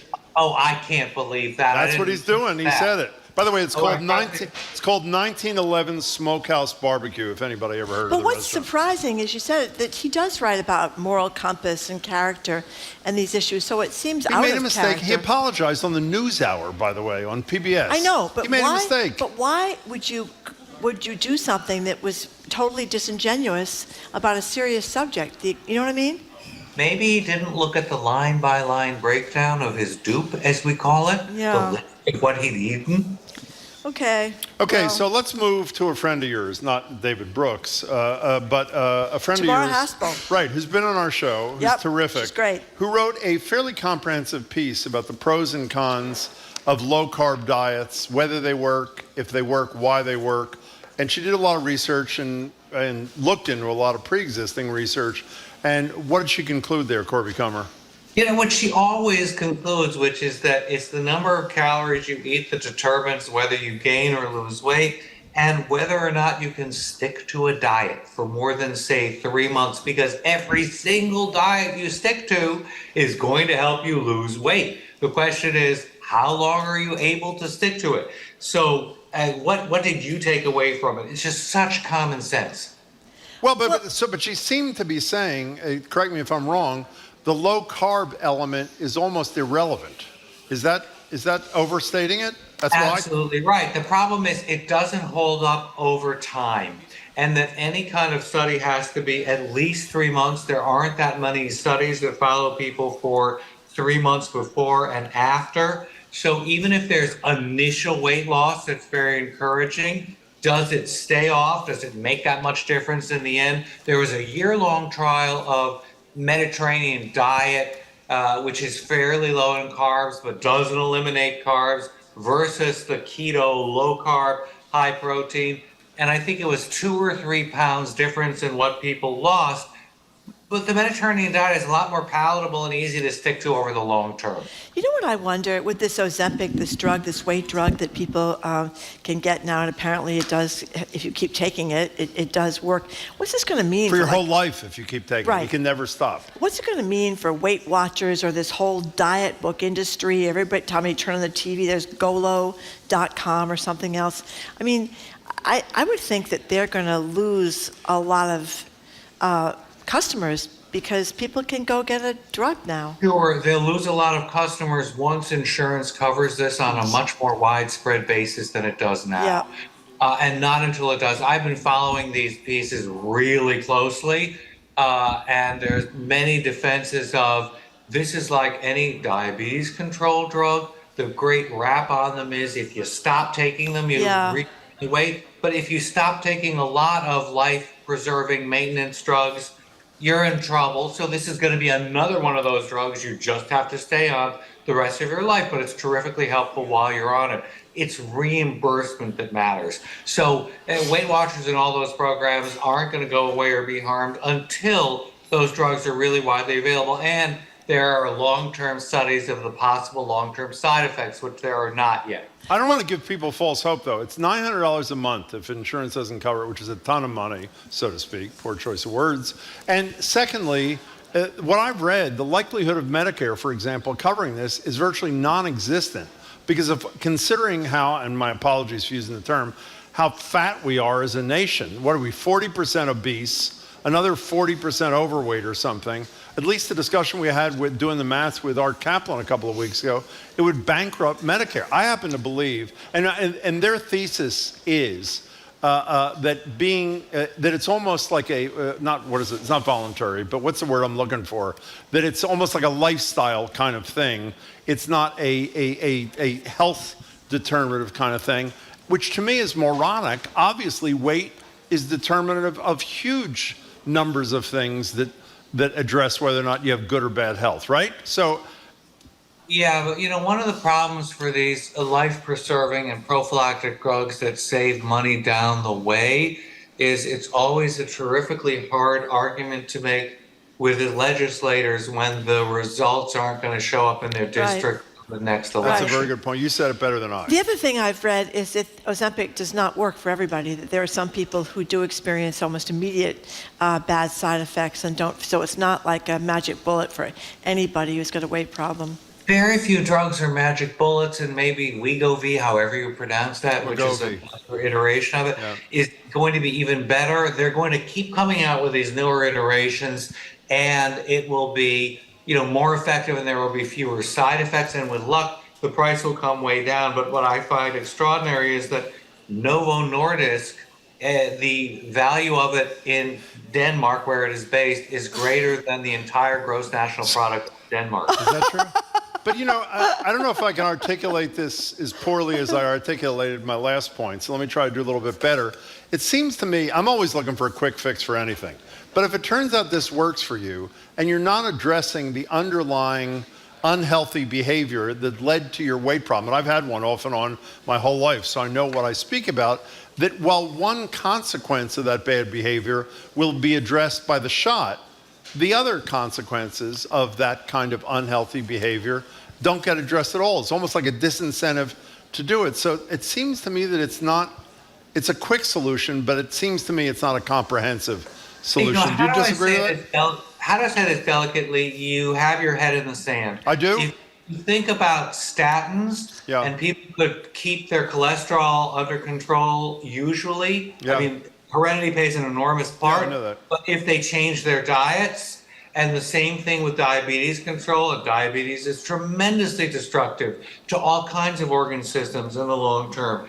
But if these drugs help, and they help you maintain your health, and you're unable to change your behavior, and the number of articles I'm reading by doctors, by op-ed, the Washington Post longtime associate op-ed editor Ruth Marcus wrote a beautifully reported piece about this, who say, don't look at me about telling me to change my behavior. I've tried every diet there is, and I didn't have luck, and these drugs are helping. So I think there's a very powerful argument that they help enormously and over the long term. So your point is shut up, Jim. Okay, I will shut up, Jim. Well, I want to move to a story out of order. No, I want to do this because Marjorie has never had a mooncake. I haven't. Should I try one now? We have mooncakes. Aiden was kind enough to go get them, courtesy of Ho Yuen Bakery that's in Chinatown. Marjorie's never had one before. And it's off a story by Shelley Tan in the Washington Post called How Protesters Bake Political Rebellion into Mooncakes. So tell the story, and then we'll find out what Marjorie thinks of her first mooncake. Go ahead, Corby. First, this is the Chinese version. Actually, the American version is Madame Lafarge or Defarge, who during the American Revolution was knitting secret messages into, into blankets and crocheting it. So in this case, it's putting into the stamp that the dough is pressed into to encase this filling of red bean paste or almonds, and the tender pastry skin or lotus seed or these are red bean, I think. But go ahead. Or salt. Today, red bean is the most common, and it's sweet. It's easy to get down. It's not a challenge for flavor the way salted egg yolk would be, and so it would have resistance messages like anti-rent increase, fight the landlords, to rebel is justified. I think that's fantastic, and they were fundraisers because mooncakes are expensive. They're big luxury items. They're an autumn seasonal item. I'm going to a baby shower tomorrow of one of my beloved colleagues, and it's all mooncakes because they also symbolize fertility because of the filling. So she's about to give birth, and that's it. But when are we going to get to the big reveal? And I so can predict what Marjorie's going to say. So can I. But go ahead. Let's see.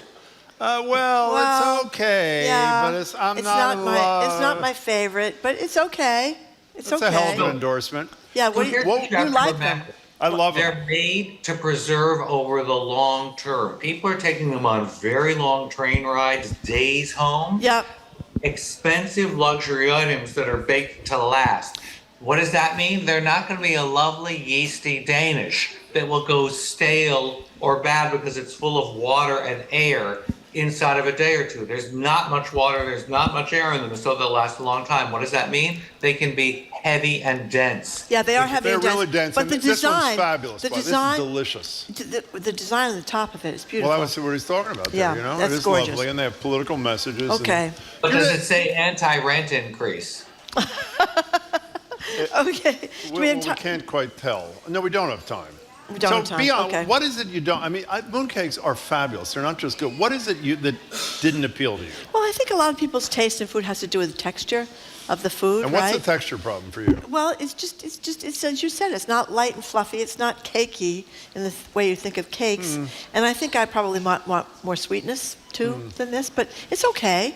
It's all right. You like it. I love it. Everybody's different. Everybody's a very good point, Margie. Right. Do you agree that everybody's different, Corby, or not? I agree that in this case, Jim, you have more sophisticated taste. You're not looking for sweetness, and you're not looking for the easy Entenmann Sara Lee. That's right. That's exactly After what I I was leave, going to say. I'm going across the street to the Lindt store to buy some more of the Lindt chocolates, because they're fresher here at the Lindt store than they are if you get them at CVS, and I get a big bag of Lindt. I think that's. But you see, you're a connoisseur, so everybody's tastes are different. Yes. Everyone's tastes Nicer are different. person. I would Corby? say I'm not a sophisticated palate. I would say Maybe that. someday. I'll admit that right Corby, away. it's wonderful to see you. Corby Kummer, thank you very Corby. much for your time. We've been speaking with Corby Kummer, I love the Executive Director of the Food Society Policy Program at the Aspen Institute, a Senior Editor at The Atlantic, and a Senior Lecturer at the Tufts Friedman School of Nutrition Science and Policy. Okay.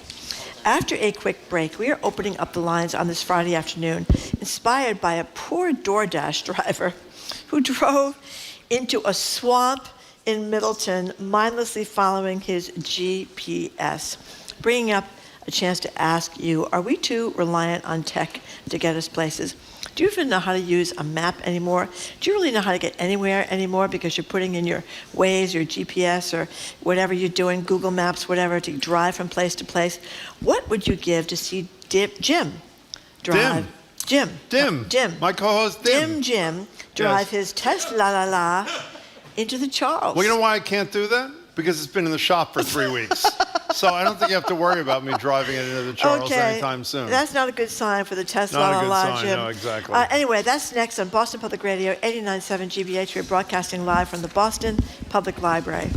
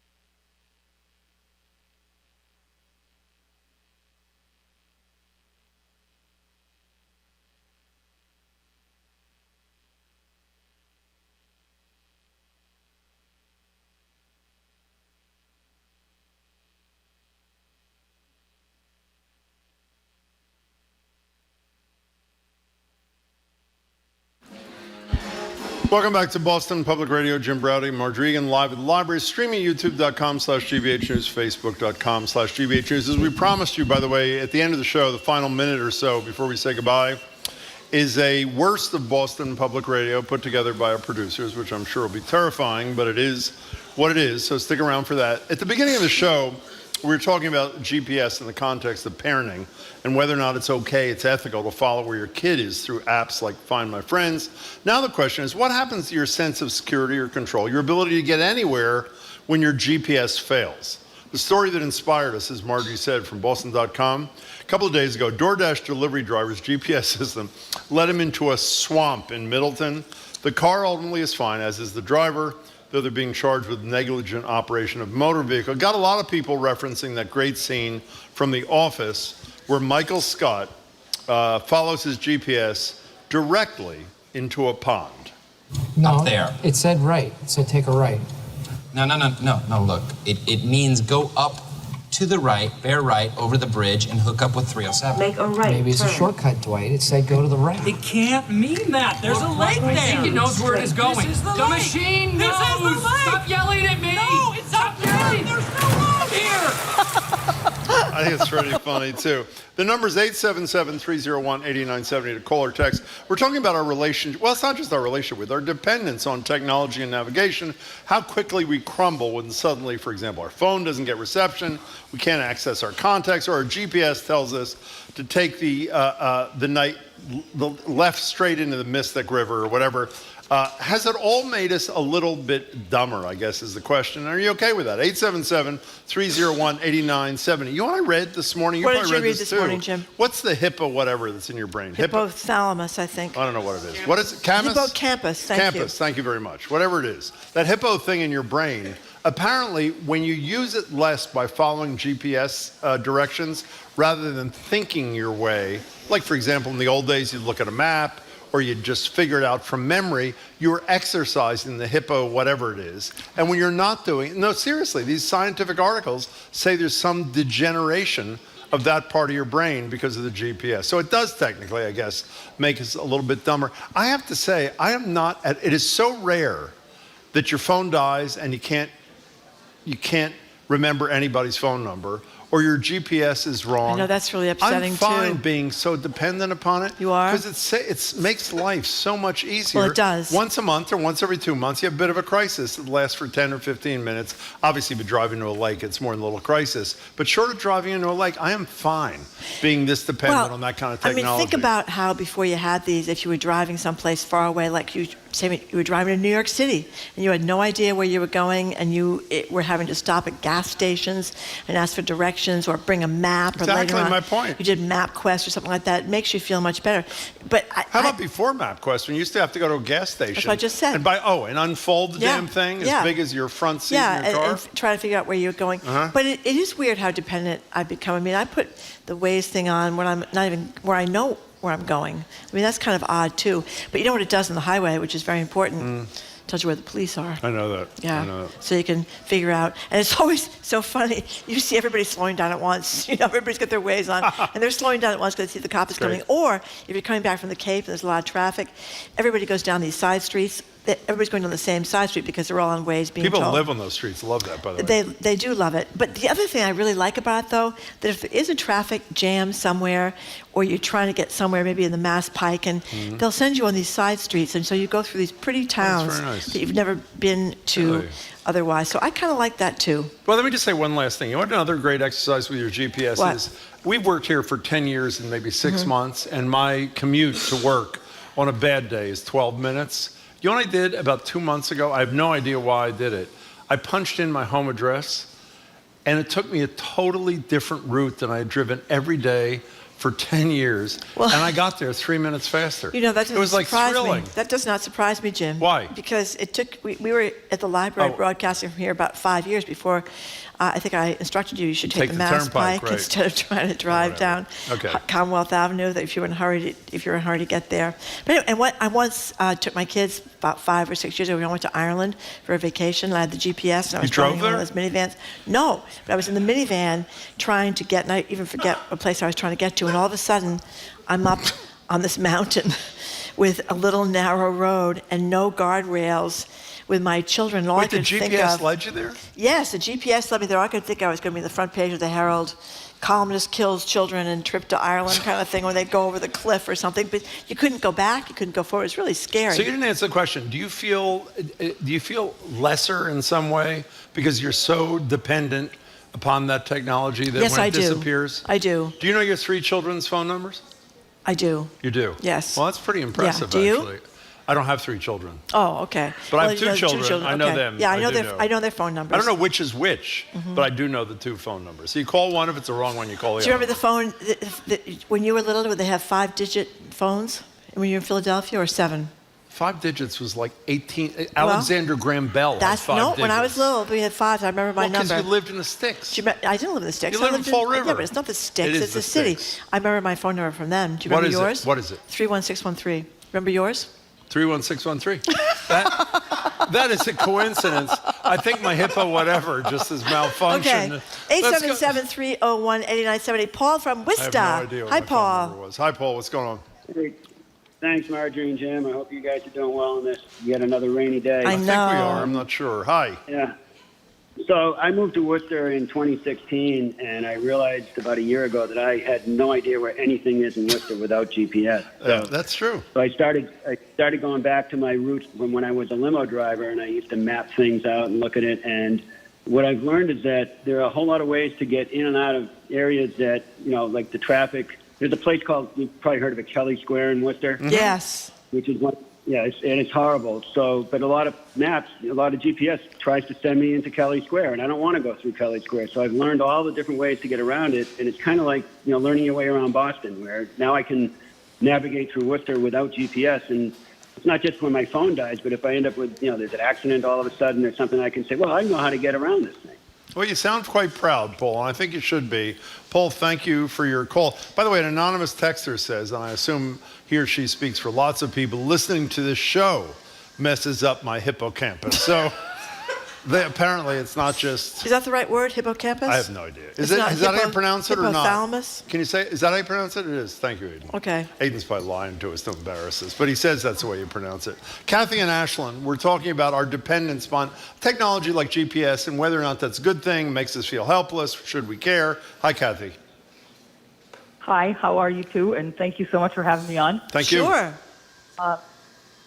So I have 4 grandchildren who are getting close to driving, one of which we're taking driving right now. Okay. And when I suggest to them that they might want to learn how to get around without their phones, they all look horrified, like a deer in the headlights. Of course. Yeah. So they know the real basics close to their house about getting home. But if you're going on a trip, the landmarks that we would all sort of look for, here's some good stopping points, they have no idea. It's like there's no relationship to geography and what they're looking at on their phone. And it's a problem. Why is it a problem? It's a real problem. Why is it a problem? Because it allows for us to be very, how shall I say this, more provincial, less knowledgeable about what goes on outside of our immediate world. And I think that if we're going to grow as a country, everybody needs to know how to get around and appreciate what other people, some of the things other people live in. That's a beautiful spirit. That is beautiful, That actually. is a Thank you, beautiful Kathy. point. We wouldn't be having a government shutdown, and we wouldn't have everybody denying climate change if we did not use GPS on our phones, Jim. What do you think? I think that. Thank you, Kathy, for the call. First of all, listen to this. It's hippocampus. Hippocampus. No, it's not hippocampus. It's hippocampus. And according to Google AI, the hippo whatever is a curved structure in the brain that plays a major role in learning and memory. It's part of the limbic system. What's the limbic system? I don't know. It's part of the limbic system, which regulates motivation, emotion, learning, and memory. There you are. Okay, fine. Listen to this. I once saw a car drive past me on the 11th hole of a golf course. She ended up in a pond on the 12th. She said that's how the GPS was leading her to the clubhouse that she passed 3 holes earlier. She did not notice that the road was 1/2 the size of the car. Can you imagine that one? Yeah. That was like the guy, we remember the story about the guy that was in the I do. in the sand trap. Guy calls the police in Quincy. He's an older driver. Marjorie and I used to campaign for drivers over 75 years old should actually have to take a road test to find out if they can drive. The AARP in their quarterly newsletter refer to us as terrorists. That's the truth for asking that. And the proof we used, that we needed it, was a guy in his late 70s called the police and said his car was stuck in the ice. Could they come get him?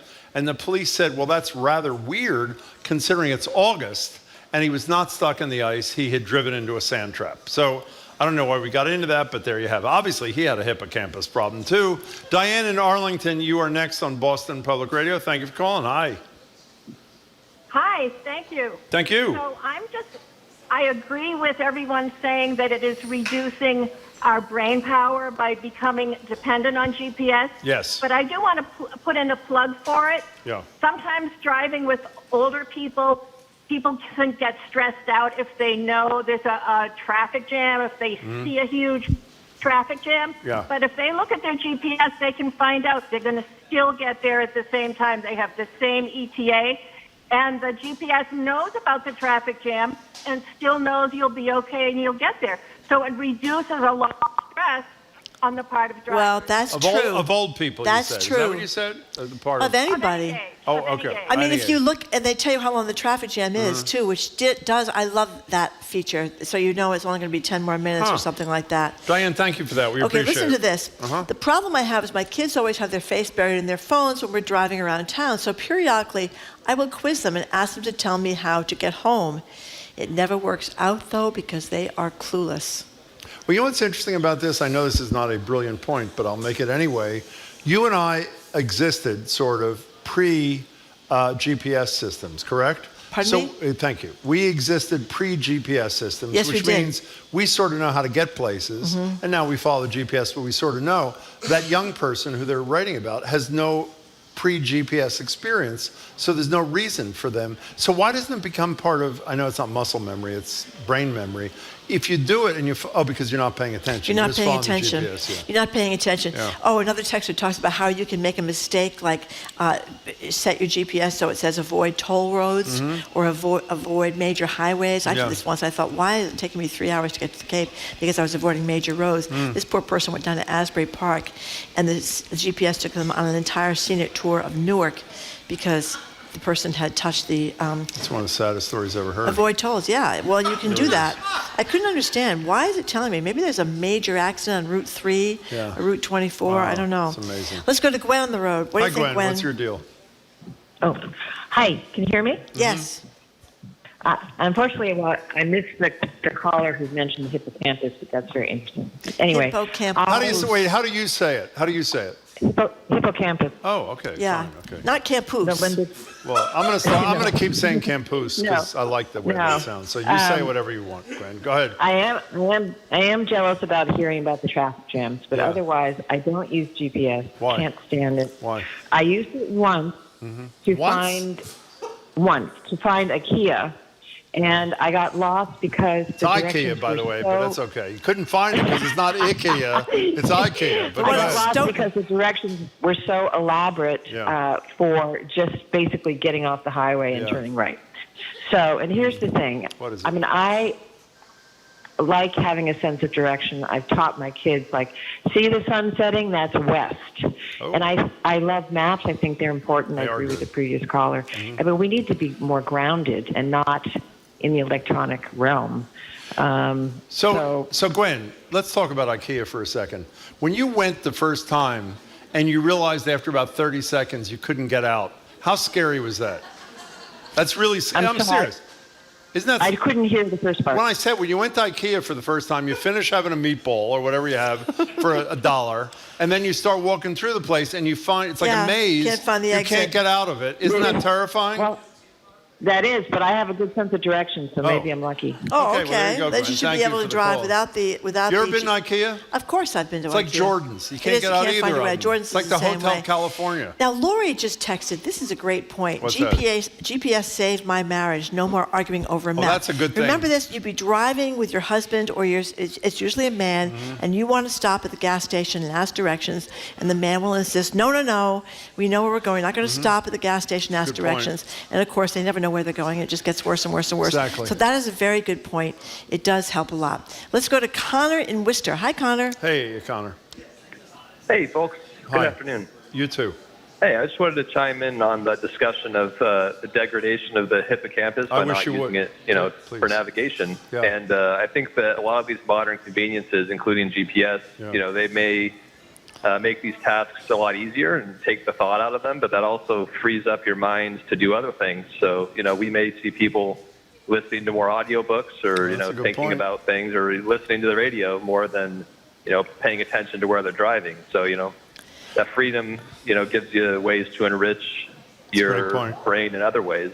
Hey, Connor, when you hear somebody who pronounces the term hippocampus, do you feel they're a fool, or what's your reaction when you hear it? I question everything, yeah. That's wise. Connor, thank you. We appreciate it. Thank you very much for your call. 877-301. Oh, we have to stop soon, don't we? Stop for we a don't have to stop minute. yet? We have to Okay, stop I was for a just trying to read the text messages, but now I'll go to Bill in Middleton. You have a minute, Bill. Maybe Bill in Middleton was at the scene of the DoorDash is that where the driver thing happened? that drove into the swamp. Maybe it is the guy. Was that in your neighborhood? Yeah, no, I'm in Middleton, but I come from Danvers, so that's a different story. Sure. They don't make But those mistakes in Danvers. Go ahead. Well, first of all, I come from the generation when I was 16 years old, I wanted to go to New Hampshire. Yeah. I didn't take a road map, and this was a lot. I'm 72 now. Yeah. So I just headed north, and when I hit Canada, I hit Canada. That is one of the most impressive stories we've ever heard on the show. That is so beautiful. Bill, is that all you had to say? I mean, that is enough. It was excellent. No. I have a GPS in my car and on my phone. Never used it but once. Just for the hell of it, I kind of knew where I was going, but I set both GPSs. And at one point, they told me one GPS told me to turn left, and one told me to turn right. That's beautiful. They are incredible stories. Thank you, Bill, for sharing. What do you do in that circumstance? Listen to what our producer just wrote. What? I have an uncle who did the same thing. Asked for directions to New York City, drove 5 hours on 95 north before noticing he was now 10 hours away from New York City. Exactly. If you have Is that the uncle I know or the about? GPS, No, it's a that is different not. one? That is not going Okay, to so happen. here's the deal. We're running out of time We here. are. We used to, on our old radio show, which is one I like this much more, Yeah. every Friday we'd play a blooper reel. And the reason I It liked it wasn't more... a blooper reel. Excuse me. It was Marjorie's mistakes. Exactly. That's what why it I liked it. It was only Marjorie's It was amazing. mistakes. I could make Our enough mistakes to producers, fill the blooper reel which I would every consider week. to be insubordination, included me in this worst of Boston public radio. And apparently they put together 50 seconds of the worst of both of us over the last week or so. And unfortunately, they intend to do it in weeks going forward. So here it is. It's not a blooper reel. You know as what's such. important, though? No, I don't. It's not just me anymore. I just said that. It's me and you. But I don't like that. I mean, I liked it more when it was your blooper Okay, reel. let's play it. By the way, you know who used to make the blooper reel? Matt The Shear. star of BZ Radio. BZ Matt Radio. Shear was Yep. our producer. He was really I liked great it. at He only did you, so to speak. Okay, here it is. Our weekly worst of Jim and Marjorie on Boston Public Radio. Today on the show, 2 more huge decisions from the spring. I thought Manchego was the big cheese. I don't now. know Isn't what that the big, Manchego is. That's Big Jim. That's Big Jim in Brooklyn. Manchego? Manchego. I learned that in Brooklyn. Very big. But it's from a chicken. It's from a chicken. It's I don't chicken. know. This is chicken. I don't know enough about cells. I've never used the word eschewed on the radio. Did I pronounce it right? Eschewed. Excuse me. Eschewed. If you eschewed, is that how you say it? I don't know. Okay. If you eschewed, what? What'd you say? How long is Chunky Chip's penis? What Leroy Anderson song? What's Da, it da, do? da, da, da, da, da, da, da, da, da. I don't want to have people eating dog hairs at my potluck dinner. I'm not an alpaca, so I have these questions. Bring the rabbit. Bring the rabbit. You just said rabbit. Exactly. No, you said rabbit. Oh, rabbit. I said rabbit. Bring the rabbit. It might have been better if it was a bun. Okay, so you're not an alpaca, so you have these questions. I don't think that was that bad. I mean, you're not an alpaca, so what is the... I'm not an alpaca, and who wants to have dog hairs in their potluck dinner? Nobody That's a wants very that, good Jim. point. How do you say eschewed? I really have I don't know how to say I don't that, know or how to say it either. hippocampus. I don't know how to say that either. But I'm going to learn by next week. Okay, We're done, working on thankfully. it. Okay, on Monday, good thing they didn't hear this. Lawrence Tribe and Nancy Gertner from Harvard Law School will Yeah, join they us in would the legal cancel peril in a minute. facing former President Trump. State Rep Mike Conley, who's leading the charge for a local issue rent control ballot question, which means you get to choose. But on the statewide ballot. Yes, but you get to choose if you Yeah, want your yeah, own city or that's town right, instead of having that's the state, Beacon Hill, tell you what to do. Exactly. The Reverends Ian Monroe and Emma G. Price III will be with us. The boss will be with us. He said. Thank you. That'll And the be on Boston tape Globe, next Shirley week. Young, Caitlin Sachs, and Phoebe Cohen ahead of the 5-part GBH Nova series on ancient Earth, which covers the most dramatic events in Earth's $4.5 billion history. And 4.5 billion year history. Sorry. Okay? Can we add that? I think Sorry. that'll fill up next week, so we're sort of set. 4.5 billion year history, Okay, that's right. fine. Well, the next one was Donald Okay. Trump, so maybe that's why I said $1 billion. But that's, of course, Yeah, sure. the Trump's indictment. We'll be looking at that, too. Sure we will. The trial starts Monday, you know. Yeah, the civil trial starts Civil Monday, trial, right. exactly. Yeah. Our crew is Zoe Matthews. Fraud trial. Go ahead, I'm sorry. That's right. Yeah. Zoe Matthews, Aidan Conley, Nicole Garcia, Hannah Loss, with additional support from our intern, Ethan Kotler. Our engineer is John the Claw Parker, but filling in for him today is Bill Piacitelli on the boards. Thank you very much, Bill Piacitelli. Our executive producer who put together that thing there with Zoe Matthews is Jamie Bologna. Thank you, Jamie. Special thanks to the BPL team here, Colin Cockrell, Bradley Lewis, and Sandra Lopez Burke. By the way, I want to thank Pickleball Maggie. I just realized she brought me butterscotch crimpets, which I grew up on in Philadelphia from Jersey. So thank you, Pickleball. I'm Jim Browdy. I'm Marjorie Egan. Thanks for tuning in today. Thank you for people that came down to the Boston Thank you Public for coming, Library. everybody. We Hope you can appreciate tune in it. on Monday. Have a great weekend.